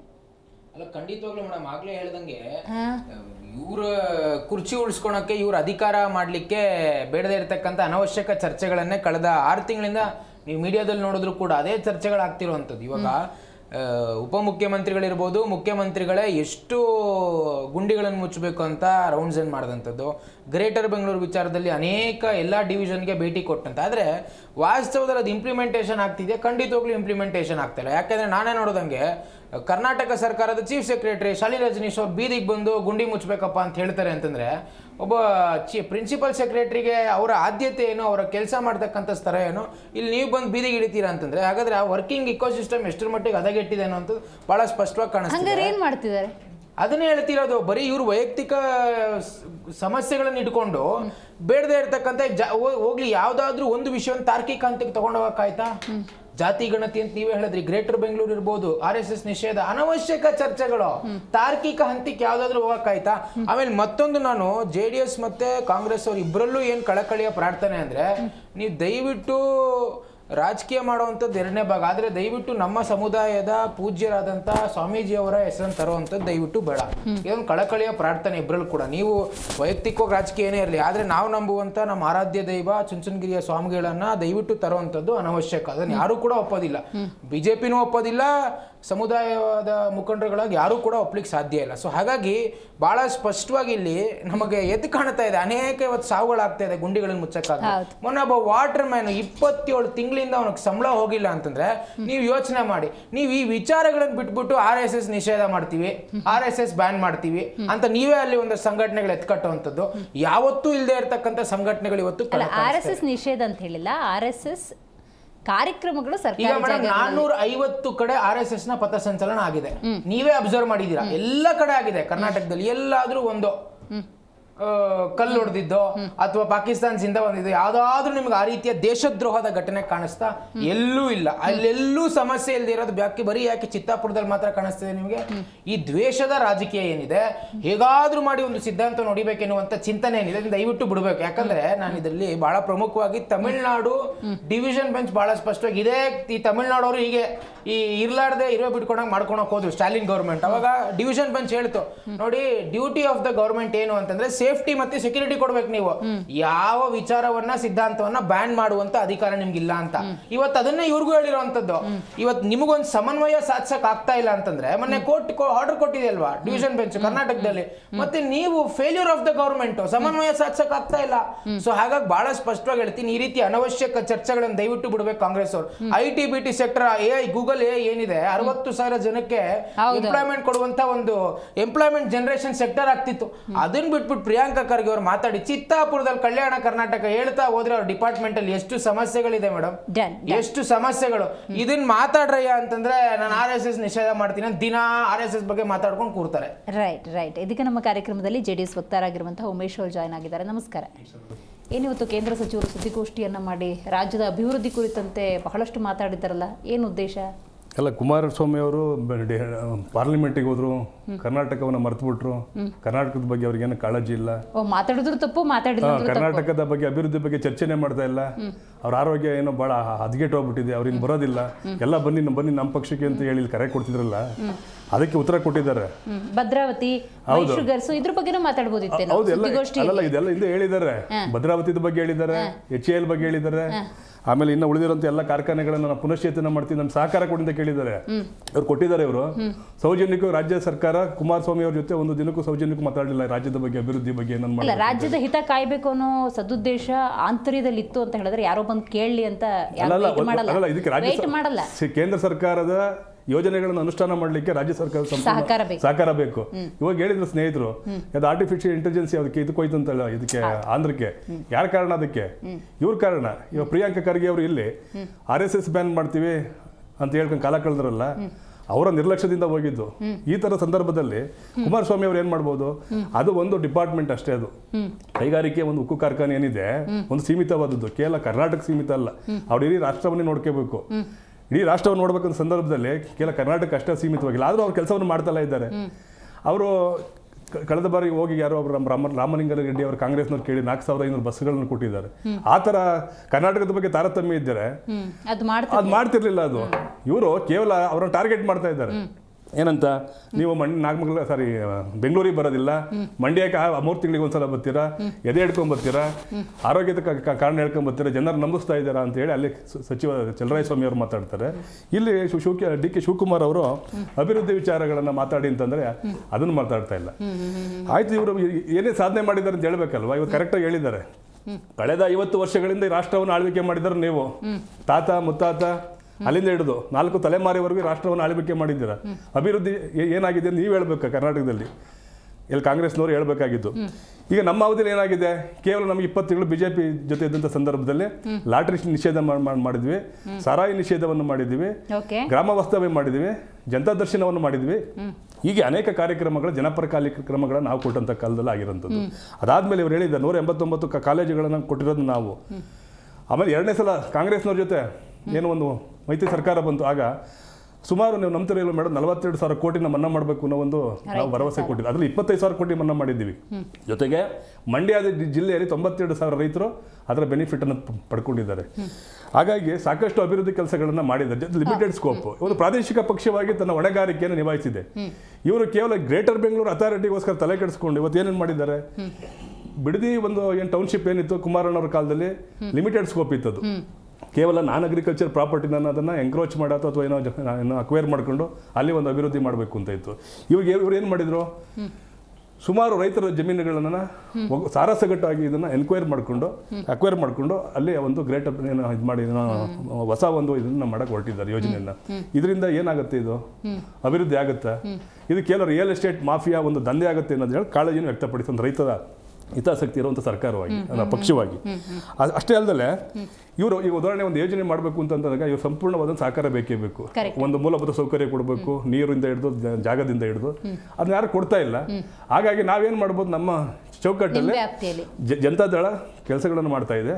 ಹಾಗಾಗಿ ಕುಮಾರಣ್ಣವರು ಇವತ್ತು ಕೊಟ್ಟಿರುವಂಥ ಹೇಳಿಕೆ ಸಮಂಜಸವಾಗಿದೆ ಮತ್ತು ಅರ್ಥಪೂರ್ಣವಾಗಿದೆ ಅಂತೇಳಿ ನಮ್ಮ ಪಕ್ಷದ ಅಭಿಪ್ರಾಯ. ರೈಟ್. ದರ್ಶನ್ ಅವರೇ, ಮೊನ್ನೆ ಕುಮಾರಸ್ವಾಮಿ ಅವರು ಮಾತಾಡಬೇಕಾದ್ರೆ ಡಿ ಕೆ ಶಿವಕುಮಾರ್ ಅವರು ಜೈಲಿಗೆ ಹೋಗೋ ಕಾಲ ಬಹಳ ದೂರ ಇಲ್ಲ ಅಂತ ಒಂದು ಹೇಳಿದ್ರು. ಅದ್ರ ಬಗ್ಗೆ ನನಗೆ ಕ್ಲಾರಿಟಿ ಕೊಡಿ. ಇವತ್ತು ಸುದ್ದಿಗೋಷ್ಠಿಯಲ್ಲಿ ಮಾತಾಡಬೇಕಾದ್ರೆ ಬಹಳ ಭರವಸೆಯ ಮಾತುಗಳನ್ನು ನಡೆದ್ರು. ಇನ್ನು 2 ವರ್ಷ ಕಾಯಿರಿ, ಈಗೇನೋ ದೀಪಾವಳಿ ಬಂಪರ್ ಅಂತ ಹೇಳ್ಬಿಟ್ಟು ಬಿ ಖಾತೆಯಿಂದ ಎ ಖಾತೆ ಕನ್ವರ್ಟ್ ಮಾಡ್ಕೊಳ್ಳೋದಕ್ಕೆ ನೀವೆಲ್ಲ ಹೊರಟಿದ್ದೀರಲ್ಲ, 2 ವರ್ಷ ಆದಮೇಲೆ ಈ ದುಡ್ಡು ಕೂಡ ಕಟ್ಟೋದಿರೋದಿಲ್ಲ. ಯಾಕಂದರೆ ನಾವು ಬರ್ತೀವಿ JDS ಅಧಿಕಾರದ ಚುಕ್ಕಾಣಿ. 2028 ನೀವೇ ಕ್ಲೈಮ್ ಮಾಡಿದ್ರಪ್ಪ ಮೇಡಮ್. 2004ರಲ್ಲಿ 58 ಸೀಟ್ ಇದ್ದಂತಹ JDS ಪಕ್ಷ ಇವತ್ತು 19, ಅದರಲ್ಲಿ ಕುಮಾರಸ್ವಾಮಿಯವರ ಮಗನೇ ಸೋಲು ಮೂಲಕ 18ಕ್ಕೆ ಬಂದು ಕುಳಿತಿರ್ತಕ್ಕಂಥ ವಾಸ್ತವ ಸತ್ಯ. 18 ಇದ್ದಿದ್ದು 8 ಮೇಲೆ ಹೋಗಲ್ಲ ಅನ್ನುವಂಥದ್ದು ಅಷ್ಟೇ ಸತ್ಯ. ಆಗ್ಲಿ ಚುನಾವಣೆ 28ಕ್ಕೆ ನಾನೇ ಬಂದಿಲ್ ಕೂತು ನಿಮ್ ಮುಂದೆ ಮಾತಾಡ್ತೀನಿ. ಜೈಲು ಅನ್ನುವಂತ ವಿಚಾರ ನೀವು ಕೇಳಿದ್ದೀನಿ.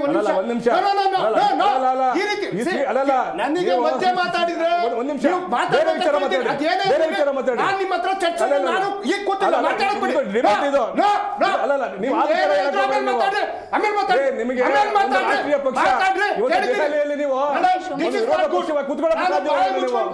ಕೇಳಿದ್ದೀನಿ, ಕೇಳುವಂತ ಸೌಜನ್ಯ ಇಟ್ಕೊಳ್ಳಿ ಮೇಡಮ್. ಜೈಲು ಅನ್ನುವಂತ ಪದವನ್ನ ಕುಮಾರಸ್ವಾಮಿ ಹೇಳಿದಾರಲ್ಲ, ಕುಮಾರಸ್ವಾಮಿ ಅವರೇ ನಿಮ್ಮ ಹಾಗೆ ಹೇಳಿ ರಾಜಕಾರಣ ಮಾಡೋದು ಡಿ ಕೆ ಶಿವಕುಮಾರ್ ಅವ್ರು ಗೊತ್ತಿದ್ರೆ 2019ಕ್ಕೆ ವಿನಾಕಾರಣ IT ED CBI ಕೇಸ್ ಹಾಕಿ ಅವತ್ತು ಬಿಜೆಪಿ ಕರೆದಾಗ ಯಾವುದಕ್ಕೂ ಹೆದರಲಿಲ್ಲ. ಅವತ್ತು ಜೈಲಿಗೆ ಹೋದಾಗ ನೀವೇ ಹೋಗಿದ್ರಿ, ಇದೇ ಡಿ ಕೆ ಶಿವಕುಮಾರ್ ಅವರ ತಾಯಿ ಹತ್ರ ಹೋಗಿ ಒಂದು ಟ್ವೀಟ್ ಅನ್ನು ಮಾಡಿದ್ರಿ. ಈ ಬಿಜೆಪಿ ಯಾವ ರೀತಿ ಅನ್ಯಾಯದಲ್ಲಿ ಹಾಕಿದ್ದಾರೆ, ಇದರಿಂದ ಹೊರಗಡೆ ಬರ್ತಾರೆ ಅನ್ನುವಂತ ಭರವಸೆ ಮಾತನ್ನು ನಾವು ತಾಡಿದ್ರಿ. ಆ ಕ್ಷಣಕ್ಕೆ ಕಾಲಕ್ಕೆ ಬದಲಾಗುವಂತ ಊಸರು ಒಳ್ಳಿ ಡಿ ಕೆ ಶಿವಕುಮಾರ್ ಅವರು ಅಲ್ಲ. ಇವತ್ತು ಹೇಳಿದ್ದಾರೆ ನಿಮ್ದೇ ಕೇಂದ್ರ ಸರ್ಕಾರ, ಅದೇನ್ ಮಾಡ್ತೀರಾ, I am ready to face ಅನ್ನುವಂತ ವಿಚಾರ ಹೇಳಿದ್ದಾರೆ. ಹೌದು, ಕುಮಾರಸ್ವಾಮಿ ಅವರು ಅವಾಗ ಕೆಲವು ವಿಚಾರ ಮಾತಾಡ್ತಾರೆ.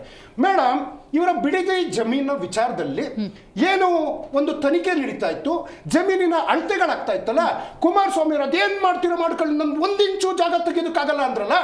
ಇವತ್ತು ಸುಪ್ರೀಂ ಕೋರ್ಟಿನ ಅಂಗಳದಲ್ಲಿ ತಡೆ ತಂದಿದ್ದು ಯಾರು? ಯಾಕೆ ನಿಮಗೆ ಧೈರ್ಯ ಇರ್ಲಿಲ್ವಾ? ಅಂದ್ರೆ ನೂರಕ್ಕೆ 100 ಸತ್ಯ. ಕುಮಾರಸ್ವಾಮಿ ಅವರ ಚಾಲೆಂಜಿಗೆ ಯಾಕೆ ಕರೆದಿದ್ದಾರೆ ಅಂದ್ರೆ ಮೇಡಮ್, ಹೀಗೆ ಜಟಾಪಟಿಗಳು ಹಿಂದೊಮ್ಮೆ ಆಗ್ತಾ ಇತ್ತು. ಹಿರೇಮಠ್ ಅಂತ ಒಬ್ರಿದ್ರು ಸಾಮಾಜಿಕ ಹೋರಾಟಗಾರರು, ಅವರೊಂದು ಖಾಸಗಿ ಮಾಧ್ಯಮಕ್ಕೆ ಹೋದ್ರು, ಪ್ರತಿದಿನ ಟಿವಿಲಿ ಬಂದು ಮಾತಾಡೋರು. ಡಿ ಕೆ ಶಿವಕುಮಾರ್ ಅವರು ಆಯ್ತು ನಾನು ಬಂದೇ ಬರ್ತೀನಿ, CM ಅವರು ಬೇಡ ಅಂದ್ರಂತೆ. ಇಲ್ಲ, ನಾನು ಶುದ್ಧವಾಗಿದ್ದೀನಿ, ನಾನು ಜನರ ಮುಂದೆ ಇಡ್ಬೇಕಂತೇಳಿ ಚರ್ಚೆ ಆಯ್ತು. ಇವತ್ತು ಅದೇ ಹಿರೇಮಠ ಅವರು ಯಾವ್ದಾದ್ರು ಮಾತಾಡ್ತಾ ಇದ್ದಾರಾ? ಮೇಡಮ್, ಇವತ್ತು ಕುಮಾರಸ್ವಾಮಿ ಅವರು ಮಾತಾಡ್ಲಿ. ಇದು ಗಂಗೇನಹಳ್ಳಿ ಅಂತ ಒಂದು ಜಾಗ, 100 ಕೋಟಿ ರೂಪಾಯಿ ಜಾಗ. ರಾಜಶೇಖರನ್ ಅವರು ರಾಜಾಜಿನಗರ ವಿಳಾಸ ತೋರಿಸಿದ್ದಾರೆ. ರಾಜಶೇಖರನ್ ಅನ್ನುವಂಥ ವ್ಯಕ್ತಿ ಭೂಮಿ ಮೇಲೆ ಇಲ್ಲ, ಇದೊಂದು ಸೃಷ್ಟಿ. ಅವರ ಅತ್ತೆ ವಿಮಲಾ ಅವರು GPA ಮಾಡ್ಕೊಳ್ತಾರೆ 100 ಕೋಟಿ ರೂಪಾಯಿ ಜಾಗನ. ಅವರ ಬಾಮೈದನೋ ಚೆನ್ನಪ್ಪ ಅನ್ನೋರು ಅವರಿಗೆ ಡಿನೋಟಿಫೈ ಮಾಡ್ಕೊಳ್ಳೋದಕ್ಕೆ ಹೋಗ್ತಾರೆ. ಇಲ್ಲಿ ನಾನು ಪ್ರತಿಯೊಬ್ಬರ ಹಸ್ತಾಕ್ಷರವನ್ನ ತೋರಿಸಬಲ್ಲ. BS ಯಡಿಯೂರಪ್ಪನವರನ್ನ ಇನ್ನಿಲ್ಲದ ಕಾಟ ಕೊಡ್ತಾರೆ, ಕೊಟ್ಟು ಅವರು ಪತ್ರ ಬರೀತಾರೆ ಎಲ್ಲರಿಗೂ ಅಧಿಕಾರಿಗಳು. ಆಗಲ್ಲ ಅಂದ್ರು.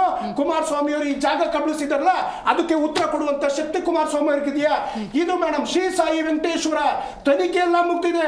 530 ಎಕರೆ ಇವತ್ತು ರಾಜ್ಯಪಾಲರ ಅಂಗಳದಲ್ಲಿದೆ.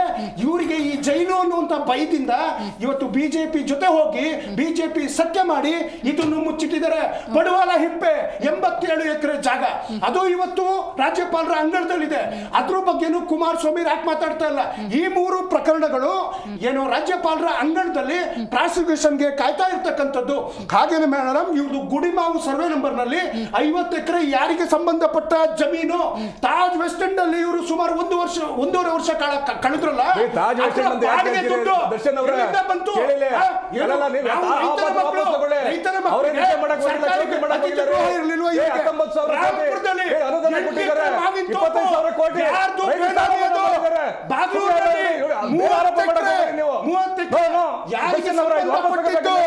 ಇವತ್ತು ಚಿಕ್ಕೂರಿನಲ್ಲಿ 30 ಎಕರೆ ವಿಲ್ಲಾಗಳು ಯಾವ ಹೆಸರಲ್ಲಿ ಇವರು ಬೇನಾಮಿ ಮಾಡಿದ್ದಾರೆ ಮಾಡ್ಕೊಂಡು ನೀವು ಆ ಪ್ರತಿ ಏರಿಯಾದಲ್ಲೂ ಈ ಜಾಗ ಕುಮಾರಸ್ವಾಮಿದು, ಈ ಜಾಗ ದೇವೇಗೌಡರದು ಹಂಗೆ ಬರ್ತಾರೆ. ಹೆಸರು ಮಾಡಿದ್ರೆ ಅದು ಕುಮಾರಸ್ವಾಮಿ. ಇನ್ನೊಂದೇ ವಿಷಯ ಮೇಡಮ್, ಪ್ರೊಫೆಸರ್ ವೆಂಕಟಗಿರಿ ಗೌಡರು ಭ್ರಷ್ಟಾಚಾರದ ಪಿತಾಮಹ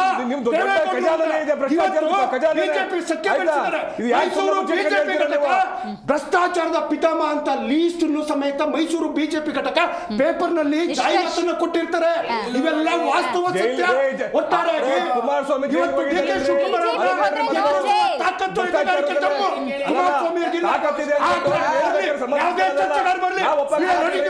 ಬಿಜೆಪಿ ಹೋದ್ರೆ ನೋ ಜೈಲ್, ಅದಕ್ಕೆ ಬಿಜೆಪಿ ಜೊತೆ ಇರೋದು ಕುಮಾರಸ್ವಾಮಿ. ಆ ರೀತಿ ಏನ್ ಯಾರು ನೀವೆಲ್ಲ ನಾವು ಹೇಳಿದೀವಿ ಬಿಜೆಪಿ ಜೊತೆ ಬಂದ್ಬಿಟ್ರೆ ನಿಮ್ಗೆ ಜೈಲ್ ಹಾಕೋದಿಲ್ಲ ಅಂತ ಹೇಳಲ್ಲ. ನೀವು ಹಂಗ್ ಮಾಡ್ತೀರಿ. ಬಹಳ ಸ್ಪಷ್ಟವಾಗಿ ಹೇಳ್ತೀವಿ, ಎಲ್ಲೂ ಕೂಡ ಆ ರೀತಿಯ ಮಾನಸಿಕತೆ ನಮ್ದಲ್ಲ.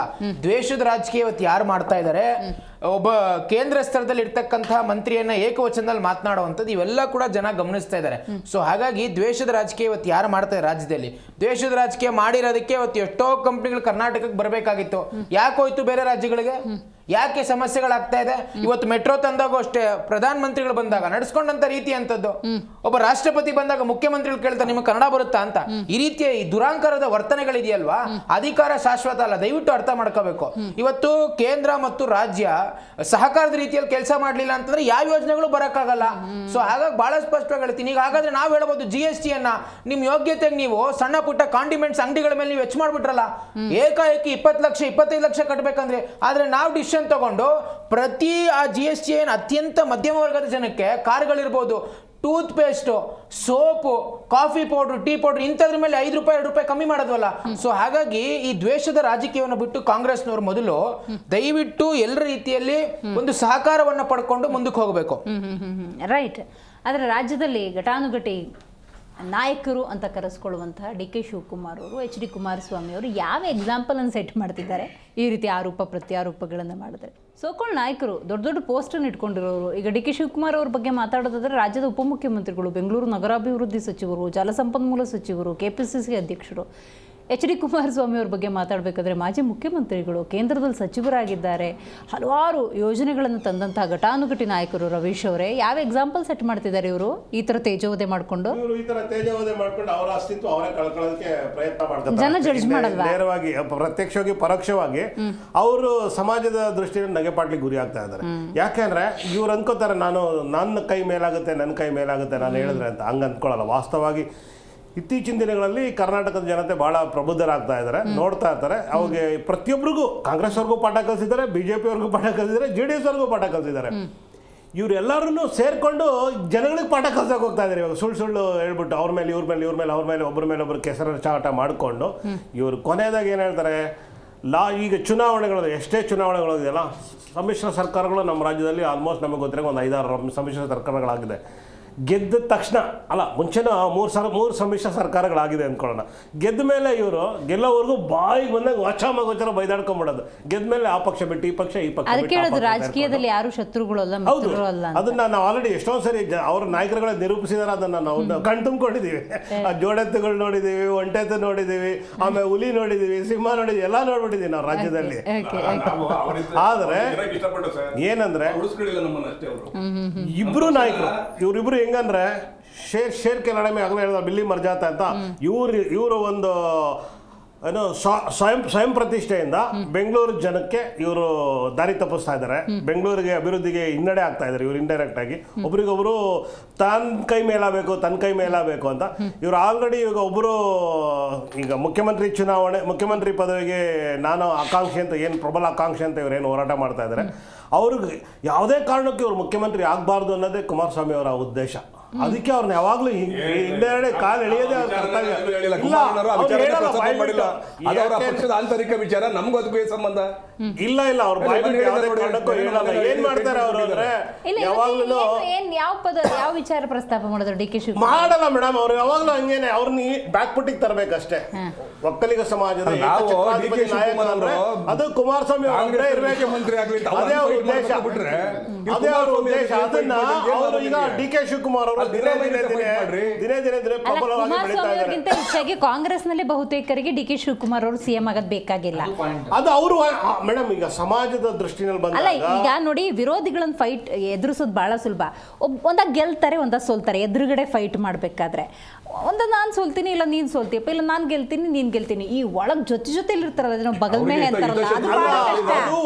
ಪಾಪ ಡಿ ಕೆ ಶಿವಕುಮಾರ್ ಅವರು ಈ ಹಿತಶತ್ರುಗಳನ್ನು ಎದುರಿಸಬೇಕು. ಮೇಡಮ್ ಅವ್ರ ಲಾಸ್ಟಲ್ಲಿ ಅವ್ರ ಹೈಕಮಾಂಡ್ ಏನ್ ಹೇಳಿದ್ರು ಅದು ಆಗ್ಬಿಡುತ್ತೆ. ಆದ್ರೆ ನೀವು ಕರ್ನಾಟಕದಲ್ಲಿ, ದಕ್ಷಿಣ ಕರ್ನಾಟಕದಲ್ಲಿ ಈಗ ಒಕ್ಕಲಿಗರ ಏಕಚಕ್ರಾಧಿಪತಿ ನಾಯಕ ಯಾರಪ್ಪ ಅಂದ್ರೆ ಕುಮಾರಣ್ಣ ಮತ್ತೆ ಮಾನ್ಯ ದೇವೇಗೌಡರು ಸಾಹೇಬ್ರು ಅಂತ ನಾವು ಹೇಳೋದು. ಡಿ ಕೆ ಶಿವಕುಮಾರ್ ಅವ್ರನ್ನ ಇನ್ನೂ ಒಪ್ಕೊಂಡಿಲ್ಲ. ಅವರು ಒಪ್ಕೊಳಕ್ಕೆ ಇವ್ರು ಬಿಡ್ತಾ ಇಲ್ಲ. ಯಾಕಂದ್ರೆ ಇವ್ರು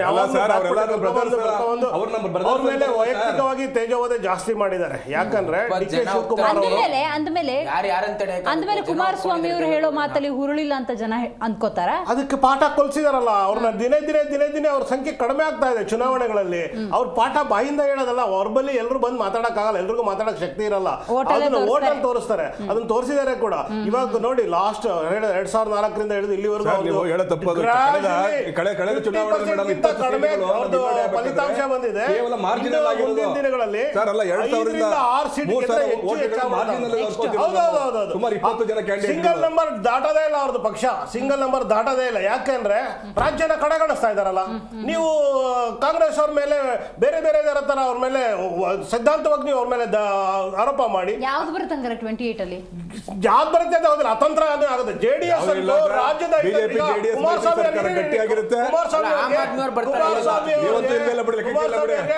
ಕೇಂದ್ರ ಮಂತ್ರಿ ಮಾಡಿದ್ದಾರೆ ನರೇಂದ್ರ ಮೋದಿ ಅವರು. ಕೇಂದ್ರ ಮಂತ್ರಿ ತುಂಬಾ ಪವರ್ಫುಲ್ ಮಿನಿಸ್ಟರ್ ಪೋಸ್ಟ್ ಕೊಟ್ಟಿದ್ದಾರೆ, ಕೈಗಾರಿಕಾ ಮಂತ್ರಿ. ಅದು ಕೆಲಸ ಮಾಡೋದು ಬಿಟ್ಬಿಟ್ಟು ಅವರು ಪಕ್ಕದ ರಾಜ್ಯಗಳಲ್ಲಿ ರಾಜ್ಯದ ಅಧ್ಯಕ್ಷರೇ ಒಂದು ರಾಜಕೀಯ ಪ್ರಾದೇಶಿಕ ಪಕ್ಷದ ರಾಜ್ಯಾಧ್ಯಕ್ಷರು ಅವರು ಬರಬೇಡಿ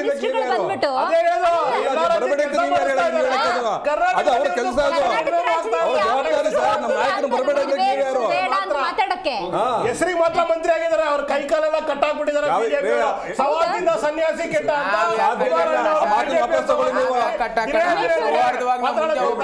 ಗ್ಯಾರಂಟಿ ಯೋಜನೆಗಳಿಂದ ಹಿಡಿದು ಜನಸಾಮಾನ್ಯರಿಗೆ ಭರವಸೆ ಕೊಡುವಂತಹ ಆಡಳಿತವನ್ನ ಕರ್ನಾಟಕ ಕಾಂಗ್ರೆಸ್ ಕೊಡ್ತಿರೋ ಸಂದರ್ಭದಲ್ಲಿ ನೀವು ಇನ್ನೊಂದು 2 ವರ್ಷ ಕಾಯಿರಿ, ನೆಕ್ಸ್ಟ್ ನಾವೇ ಬರ್ತೀವಿ ಅಂತ ಯಾವ ವಿಶ್ವಾಸದಲ್ಲಿ ಹೇಳ್ತಾ ಇದ್ದೀರಿ? ಅಲ್ಲ, ಈಗ ಜನ ಬೇಸತ್ತು ಹೋಗಿದ್ದಾರೆ ಮೇಡಮ್. ಹೌದಾ? ಹೌದು. ಈಗ ನೀವು ಬಹುಶಃ ನೀವು ಹಳ್ಳಿಗೆ ಬಂದಿಲ್ಲ ಅನ್ಸುತ್ತೆ. ಹೋಗಿದ್ವಿ, ತಾವು ಹಳ್ಳಿಗೆ ಬಂದು ನೋಡ್ರಿ ಗೊತ್ತಾಗುತ್ತೆ. ಈಗ ಜನ ಸುಸ್ತಾಗಿ ಹೋಗ್ಬಿಟ್ಟಿದ್ದಾರೆ ಯಾವ ಈ ಕಾಂಗ್ರೆಸ್ ಸರ್ಕಾರದ. ಏನೋ ಉಚಿತ ಬಸ್ ಫ್ರೀ, ಮಹಿಳೆಯರಿಗೆ 2,000, ಅದು 6 ತಿಂಗಳಿಗೆ ಒಂದ್ಸಲ, 1 ವರ್ಷಕ್ಕೆ ಒಂದ್ಸಲ ಹಾಕ್ತಾರೆ. ಅದ್ ಬಿಟ್ಟು ಇವ್ರು ಏನ್ ಕಾರ್ಯಕ್ರಮ ಮಾಡ್ತಾ ಇದ್ದಾರೆ? ಕರೆಂಟ್ ಕೊಡಿ ಅಂತ ಕೇಳಿದ್ರ? ಅದು ನೋಡಿ, ಕರೆಂಟ್ ಬಿಲ್ ಮೊನ್ನೆ ಎಲ್ಲ ಫ್ರೀ ಕೊಡ್ತಿದ್ದಾಗಲ್ಲ 1,000 2,000 ಬರ್ತಾ ಇದೆ, ಕ್ರಮೇಣವಾಗಿ ಬರ್ತಾ ಇದೆ. ಹೀಗಾಗಿ ಇವ್ರು ಈ ರಾಜ್ಯದ 54,000 ಕೋಟಿ ವರ್ಷದಲ್ಲಿ ಬೊಕ್ಕಸದ ಹಣವನ್ನು ತೆಗೆದುಬಿಟ್ಟು ಇವರು ಫ್ರೀ ಕೊಡಿ ಅಂತ ಕೇಳಿದ್ರ? ಈ ಜನರನ್ನ ಸೋಮಾರಿಗಳನ್ನಂಗೆ ಮಾಡಿದಂತ ಈ ಸರ್ಕಾರ ಇದು. ಜನರಿಗೆ ಏನ್ ಮಾಡ್ಬೇಕಿತ್ತು? ಇವರು ದುಡಿಯ ಕೈಗಳಿಗೆ ಉದ್ಯೋಗ ಕೊಡಬೇಕಿತ್ತು, ಅದನ್ನ ಮಾಡ್ಲಿಲ್ಲ ಇವರು. ಅಧಿಕಾರಕ್ಕೆ ಆಕ್ಚುಲಿ ಇದು ಫ್ರೀ ಬೀಸ್ ಇಷ್ಟೊಂದು ಪ್ರಮಾಣದಲ್ಲಿ ಕೊಡದೆ ತಪ್ಪು. ಅನೇಕ ಬಾರಿ ಸುಪ್ರೀಂ ಕೋರ್ಟ್ ತನ್ನ ಹೇಳಿದೆ ತೀರ್ಪಿನಲ್ಲಿ. ಇದು ಒಂಥರ ಲಂಚ ಕೊಟ್ಟಂಗಿದು. ಈ ಪ್ರಗತಿನ ಹೆಂಗ್ ಸಾಧಿಸ್ತೀರಾ ಮೇಡಮ್? ಇದು ಕೆಲವು ಹಿಂದುಳಿದ ವರ್ಗಗಳ, ಹಿಂದುಳಿದ ದೇಶಗಳು ಕೆಲವು ನೋಡ್ಬೋದು ನೀವು. ಅನೇಕ ಸಂದರ್ಭದಲ್ಲಿ ಯುದ್ಧಕ್ಕೆ ತುತ್ತಾದ ಸಂದರ್ಭದಲ್ಲಿ ಆ ದೇಶಗಳು ಯಾವ ತರ ಬಂದು ದುಡಿಯುವಂತ ಕೆಲಸಗಳನ್ನು ಕೊಡಬೇಕು. ನೀರಾವರಿ ಯೋಜನೆ ಇಲ್ಲ, ಇಲ್ಲಿ ಒಂದು ಕೈಗಾರಿಕಾ ಯೋಜನೆಗಳಿಲ್ಲ, ನಿರುದ್ಯೋಗ ಸಮಸ್ಯೆ ಮಾಡ್ಲಿಕ್ಕೆ ಈಗ ಹೇಳಿದ್ರಲ್ಲ ಸುಮಾರು ಲಕ್ಷಾಂತರ ಜನಕ್ಕೆ ಉದ್ಯೋಗ ಕೊಡಿಸುವಂತ ಒಂದು ಕಾರ್ಖಾನೆ ಹೊರಟೋಗಿದೆ ಅಂತ ಅಂದ್ಮೇಲೆ ಇನ್ನು ಯಾರು ಉಳಿಸ್ಕೋತಾರೆ ಇವರು? ಆದವ್ರು ಹೇಳ್ತಾರೆ 14,000 ಕೋಟಿ ನಮ್ಗೆ ಬಂಡವಾಳ ಹಾಕಕ್ಕೆ ವಿದೇಶಿ ಕಂಪನಿಗಳು ಬಂದವೆ ಅಂತ ಹೇಳ್ತಾರೆ. ಈಗ ಹೇಳ್ತಾರೆ ಏಕಾತ ಬೇಕಾತ, ಅದ್ರ ಅಗತ್ಯನೇ ಇಲ್ಲ. ಈಗ ದುಡ್ಡು ಖಾಲಿ ಆಗ್ತಾ ಇದೆ, ಸರ್ಕಾರ ಖಜಾನೆ ಖಾಲಿ ಆಗ್ತಾ ಇದೆ, ಜನರಿಂದ ತಗೊಳ್ಳೋದು, ಮತ್ತೆ ಜನರಿಗೆ ನಿಮ್ಗೆ ಹೌದು ದುಡ್ಡಿಲ್ಲ ಮೇಡಮ್ ಅವ್ರ ಹತ್ರ. ಸರ್ಕಾರಿ ನೌಕರಿಗೆ 28ಕ್ಕೆ ನೀವು ಬರ್ತೀರಿ ಖಂಡಿತ. ಆಶಾ ಕಾರ್ಯಕರ್ತರು ದುಡ್ಡು ಕೊಡಕ್ಕೆ ದುಡ್ಡಿಲ್ಲ ಇವ್ರ ಹತ್ರ. ಅಲ್ಲ, ಈಗ ಬಿಜೆಪಿ ಮತ್ತು ಜೆಡಿಎಸ್ ನೀವು ಹೌದು ಮೈತ್ರಿ ಮುಂದುವರಿಯುತ್ತದೆ ಅಲ್ವಾ? ಯಾರು ಮುಖ್ಯಮಂತ್ರಿ ಅವತ್ತು ತೀರ್ಮಾನ ಮಾಡ್ತೀವಿ. ನಿತೀಶ್ ಕುಮಾರ್ ಅವರು ಹೆಂಗೆ ಬಿಹಾರಲ್ಲಿ ಈಗ ನಮ್ಮಲ್ಲಿರೋದು ಗ್ರೇಟರ್ ಬೆಂಗಳೂರು ಅಥಾರಿಟಿ ಚುನಾವಣೆಯನ್ನು ನಡೆಸುವಂತದ್ದು. ಅದಕ್ಕೆ ಸಮನ್ವಯ ಸಮಿತಿಯನ್ನ ಸಭೆಯನ್ನ ಮಾಡಬೇಕು. ಅದಕ್ಕೆ ಉಸ್ತುವಾರಿಯನ್ನ ಸಹ ಇವತ್ತೆಲ್ಲ ನೇಮಕ ಮಾಡಿದ್ದೀವಿ, ನಮ್ಮ ಸಂಬಂಧಪಟ್ಟ ಹಿರಿಯ ನಾಯಕರುಗಳನ್ನ. ಇದ್ರ ಬಗ್ಗೆ ಕಾನ್ಸಂಟ್ರೇಟ್ ಮಾಡ್ತೀವಿ. ಅಲ್ಲ, ಜನ ಬೇಸತ್ತಿದ್ದಾರೆ 2.5 ವರ್ಷ ನೀವೊಂದು ಕ್ಲಾರಿಟಿ ಕೊಟ್ರೆ, ಇವರಿಗೆ ಅವಕಾಶ ಕೊಟ್ರೆ ನಮ್ಮನ್ನ ನಡೆಸ್ತಾರೆ ಭರವಸೆ ಸಿಗುತ್ತೆ. ನೀವು ಸಸ್ಪೆನ್ಸ್ ಆಗಿ ಕಾಂಗ್ರೆಸ್ ರೀತಿಯಲ್ಲಿ ಗೊಂದಲ ಮಾಡಕ್ ನಮ್ಗೆ ಇಷ್ಟ. ಈಗ ನೋಡಿ, ನೀವು ನೋಡಬಹುದು ಇಲ್ಲಿವರೆಗೂ ಬಂದಂತ ಸರ್ಕಾರ ಜನಪರ ಸರ್ಕಾರಗಳು ಅಂತಂದ್ರೆ ಸರ್ಕಾರ ಯಾವ ಸರ್ಕಾರ ಅಂತದೆ? ಸಿದ್ದರಾಮಯ್ಯ ಸರ್ಕಾರ. ಸಿದ್ದರಾಮಯ್ಯ ಅನ್ಸ್ಕೊಂಡು ಇದನ್ನ ಇಂಪ್ಲಿಮೆಂಟ್ ಮಾಡ್ಕೊಂಡು ಹೋಗ್ತಾ ಇದ್ದಾರೆ. ಆಯ್ತಾರೆ ಇರೋ ಜನಗಳನ್ನ ಏನು ಅನ್ಕೊಂಡಿದ್ದ ಅದು ಮಾಡಕ್ ಆಯ್ತಲ್ಲ ಇವರಿಗೆ. ಅಲ್ಲ ರೈತರುಗಳ ಸಾಲಗಳ ಮನ್ನಾ ಮಾಡಕ್ಕಾಗಿಲ್ಲ ಮೇಡಮ್ ಇವರು. ನನ್ಗೆ ಅರ್ಥ ಆಯ್ತು. ಒಂದ್ ನಿಮಿಷ. ಅದು ಏಕೈಕ ಸರ್ಕಾರ ಕುಮಾರಸ್ವಾಮಿ ಅವರಿಗೆ ಮಾತ್ರ ಸಾಧ್ಯ ಈ ರಾಜ್ಯದಲ್ಲಿ ಜನಪರ ಆಡಳಿತ ಕೊಡುವಂತ ಸರ್ಕಾರ ಇದ್ರೆ ಕೇವಲ ಕುಮಾರಣ್ಣ. Right, got it. ಈಗ ನಾವು ರಸ್ತೆ ಗುಂಡಿ ಬಗ್ಗೆ ತುಂಬಾ ಸಲ ಮಾತಾಡ್ಬಿಟ್ಟಿದ್ದೀವಿ. ಅಷ್ಟು ಮೈಕೈ ನೋವು ಬರೋ ಮಟ್ಟಕ್ಕೆ ಇವತ್ತು ಸಮಸ್ಯೆಗಳಿದ್ದಾವೆ.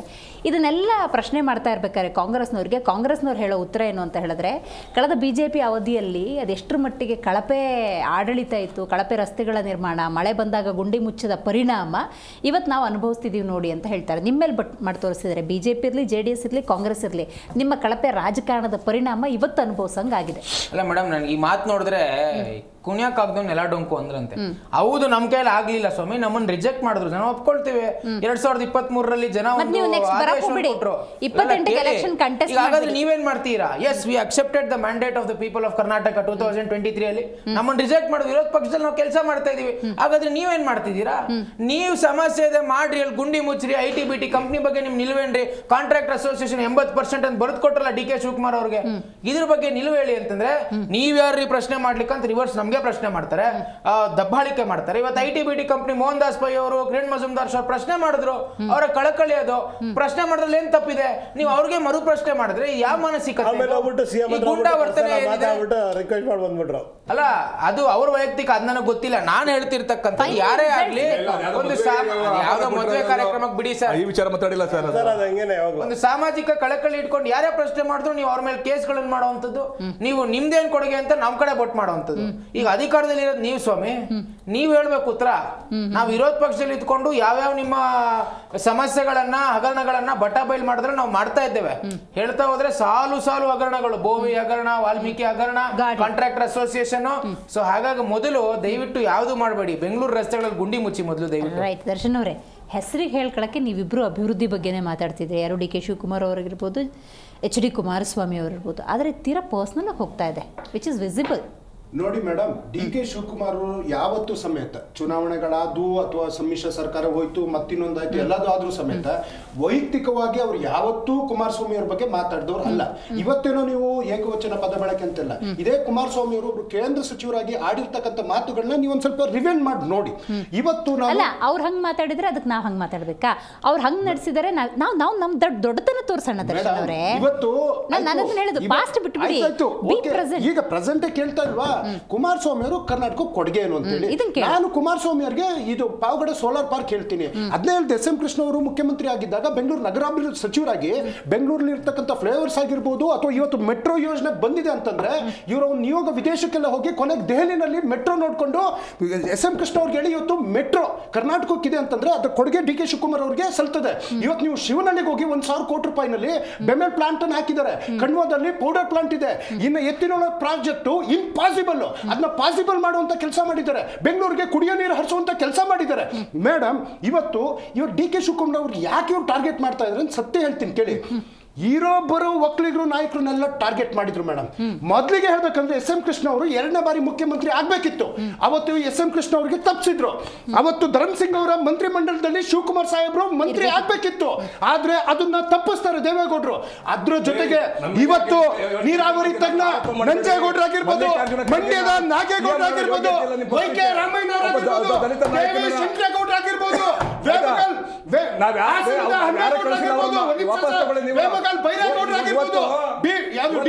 ಚಂದ್ರೇಗೌಡರಾಗಿರ್ಬೋದು, BL ಶಂಕರ್ ಅವರಾಗಿರ್ಬೋದು, ಚೆನ್ನಿಗಪ್ಪನವರಾಗಿರ್ಬೋದು, ಗುಬ್ಬಿ ವಾಸು ಅವರಾಗಿರ್ಬೋದು, ಕಾಂತರಾಜು ಅವರಾಗಿರ್ಬೋದು, ಎಷ್ಟೋ ಜನ ಇವ್ರು ಕಳಿಸಿದ್ದಾರೆ ಮನೆಗೆ ಅಂದ್ರೆ MLC ಪುಟ್ಟಣ್ಣ ಆಗಿರ್ಬೋದು, ಗೌರಿ ಶಂಕರ್, ಬೋರೇಗೌಡ, ಚನ್ನಪಟ್ಟಣದ ವರ್ದೇಗೌಡರು, ಗೌಡಳ್ಳಿ ಶಂಕರೇಗೌಡರು, ಇವರೆಲ್ಲ ಒಕ್ಕಲಿಗರು ನಾಯಕರು.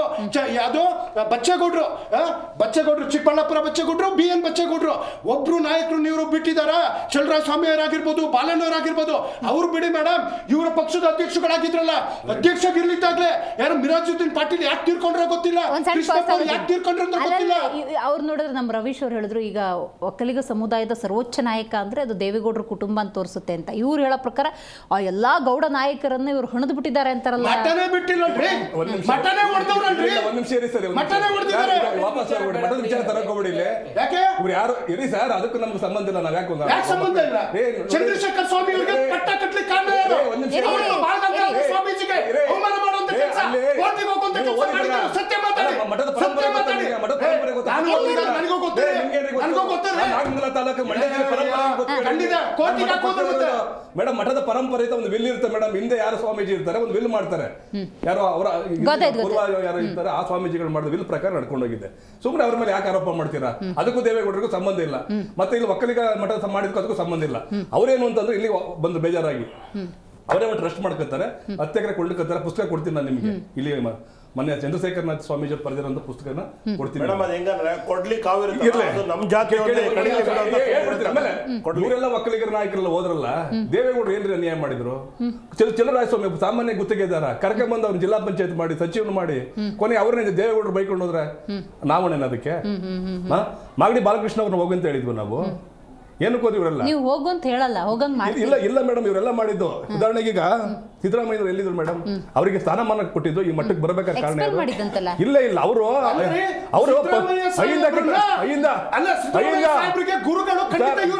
ಸರ್ ಒಂದ್ ನಿಮಿಷ, ರಾಜಕೀಯದಲ್ಲಿ ಎಲ್ಲರೂ ಗುರುಗಳೇ ಆಯ್ತಾ?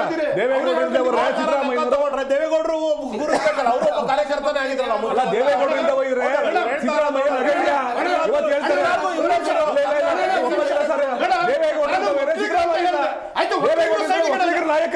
ಪಕ್ಷದಲ್ಲಿ ರಾಜ್ಯಾಧ್ಯಕ್ಷ ಆಗಿದ್ರಂತ ಎಚ್.ಕೆ. ಕುಮಾರಸ್ವಾಮಿ ಅವರು ಏನ್ ಮಾಡಿದ್ರು? ಅವ್ರಿಗೆ ಇಬ್ರಾಹಿಂ ಅವ್ರನ್ನ ಪಕ್ಷದಿಂದ ತೆಗೆದಾಕಿರು.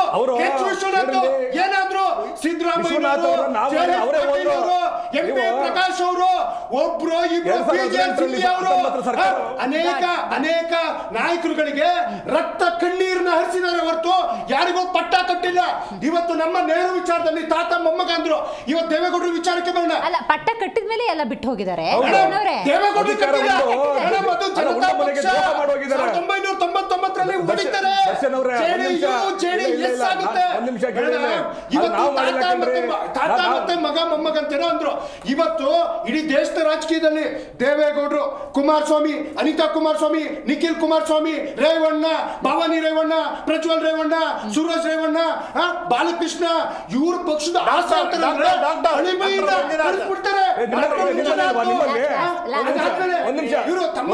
ಕುಟುಂಬ ರಾಜಕಾರಣ ಎಲ್ಲ ಪಕ್ಷದಲ್ಲಿದೆ.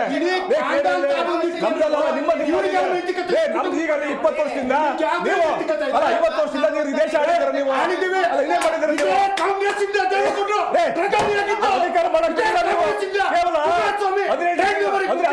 ಅಧಿಕಾರ ಚಂದ್ರಶೇಖರ್ ಮನೆ ಕಳಿಸಿದ್ರ, ಚರಣ್ ಸಿಂಗ್ ಮನೆ ಕಳಿಸಿದ್ರ, ಇಲ್ಲೇನ್ ಮಾಡಿದ್ರಿ ನೀವು? ಮೇಡಮ್ 19 ಏನ್ ಮಾಡಿದ್ರಿ ಇವರು? ನಿಮ್ಮ ರಾಜಕೀಯದಲ್ಲಿ ಜನ ಅನಾಥ ಆಗ್ತಿದ್ದಾರೆ. ನಿಷ್ಕರ್ಷ ಅವರೇ, 19ರಲ್ಲಿ ಬಾಂಬೆ ಕಳಿಸಿದ್ರು ಸರ್ಕಾರ ಹೊಡಿಲಿಕ್ಕೆ ನೀವು ಯಾರು ನೀವು ಮಾಡಿದ್ರಿ? ನೀವು ನಾವು ಆಗಿಲ್ಲ ಕಣ್ರಿ. ಸುಳ್ಳರೆ ನೀವು ಕುಮಾರಸ್ವಾಮಿ 5 ವರ್ಷ ಕೆಲಸ ಮಾಡಿಲ್ಲ ಕಣ್ರಿ. ನೀವು ಮಾಡ್ತಾರೆ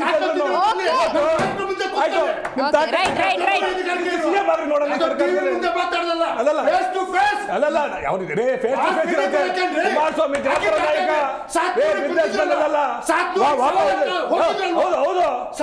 ಸವಾಲಾಗ್ತದ ಏನಾಯ್ತು? ಅದು ಕುಮಾರಸ್ವಾಮಿ ಕತೆ ರಾಜಕಾರಣ ಕಣ್ರಿ. ಅವತ್ತು ಹೌದು ಏನಾಯ್ತು? ಅಲ್ಲ ಇದ್ದಿದೆ ಅದು ರಾಜಕಾರಣ ಅಂತಂದ್ರೆ ವಿರೋಧ ಇರ್ತವೆ. ಆಮೇಲೆ ಏನಾದ್ರು ನಾಯಕರಿಗೆ ಹೋಗ್ಬಿಟ್ಟು ಕರೆದಿದ್ದಾರೆ ಶಿಷ್ಯ ಈ 2 ಮತಗಜಗಳ ಕಾಳಗದಲ್ಲಿ ನಮ್ಮ ರಾಜ್ಯ ಅವನತಿಗೆ ಹೋಗ್ತಾ ಇದೆ, ಅಭಿವೃದ್ಧಿಯಿಂದ ಕುಂಠಿತ ಆಗ್ತಾ ಇದೆ. ದಯವಿಟ್ಟು ಇಬ್ರು ನಾಯಕರು ಬರಬಾರದು, ರಾಜ್ಯಕ್ಕೆ ಬರಬಾರದು. ಆಯ್ತಾ? ನಮ್ದು ಪ್ರಾದೇಶಿಕ ಪಕ್ಷ ನೀವು ಏನ್ ಮಾಡ್ತಾ ಇದ್ದೀರಾ ನೀವು? ಇವತ್ತು ಈ ದೇಶ ಅಲ್ಲ ರಾಜ್ಯದ ಏನಾಗಿದೆ ನೋಡ್ತಾ ಇದ್ದೀರಾ ಪರಿಸ್ಥಿತಿಗಳು? ಕುಮಾರಸ್ವಾಮಿ ಮತ್ತೆ ಹಾಕೋಬೇಡಿ, ವಾಪಸ್ ತಗೊಳ್ಳಿ. ನೀವು ಇನ್ನೇನ್ ಹೇಳ್ತಾರೆ?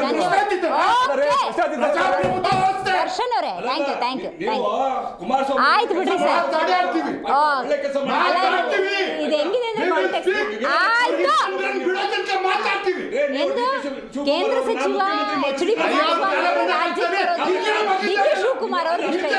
ಡಿ.ಕೆ. ಶಿವಕುಮಾರ್ ಅವರು ಮುಖ್ಯಮಂತ್ರಿ ಆಗೋದು ಕಾಂಗ್ರೆಸ್ಸಿನ ಹಲವರಿಗೆ ಬೇಕಿಲ್ಲ. ಈ ರೀತಿಯ ವಾತಾವರಣ ಅಂತೂ ನಿರ್ಮಾಣ ಆಗಿದೆ. ಇಲ್ಲಿ ಕಾಣ್ತಿರೋದು ಅಧಿಕಾರದ ಹಪ್ಪಹಪ್ಪಿ ಅಷ್ಟೇ. ರಾಜ್ಯದ ಜನರ ಹಿತದೃಷ್ಟಿಯಿಂದ ನಾವೇ ಆಯ್ಕೆ ಮಾಡಿರುವಂಥ ಯಾವ ನಾಯಕರು ಗಮನ ಹರಿಸ್ತಿಲ್ಲ ಅಂತ ಹೇಳ್ತಾ ಇವತ್ತಿನ ಕಾರ್ಯಕ್ರಮವನ್ನು ಮುಗಿಸೋಣ. ನೋಡ್ತಾ ಇರಿ ಜೀ ಕನ್ನಡ ನ್ಯೂಸ್, ಸತ್ಯದ ಸುದ್ದಿಯ ಜೀವಾಳ.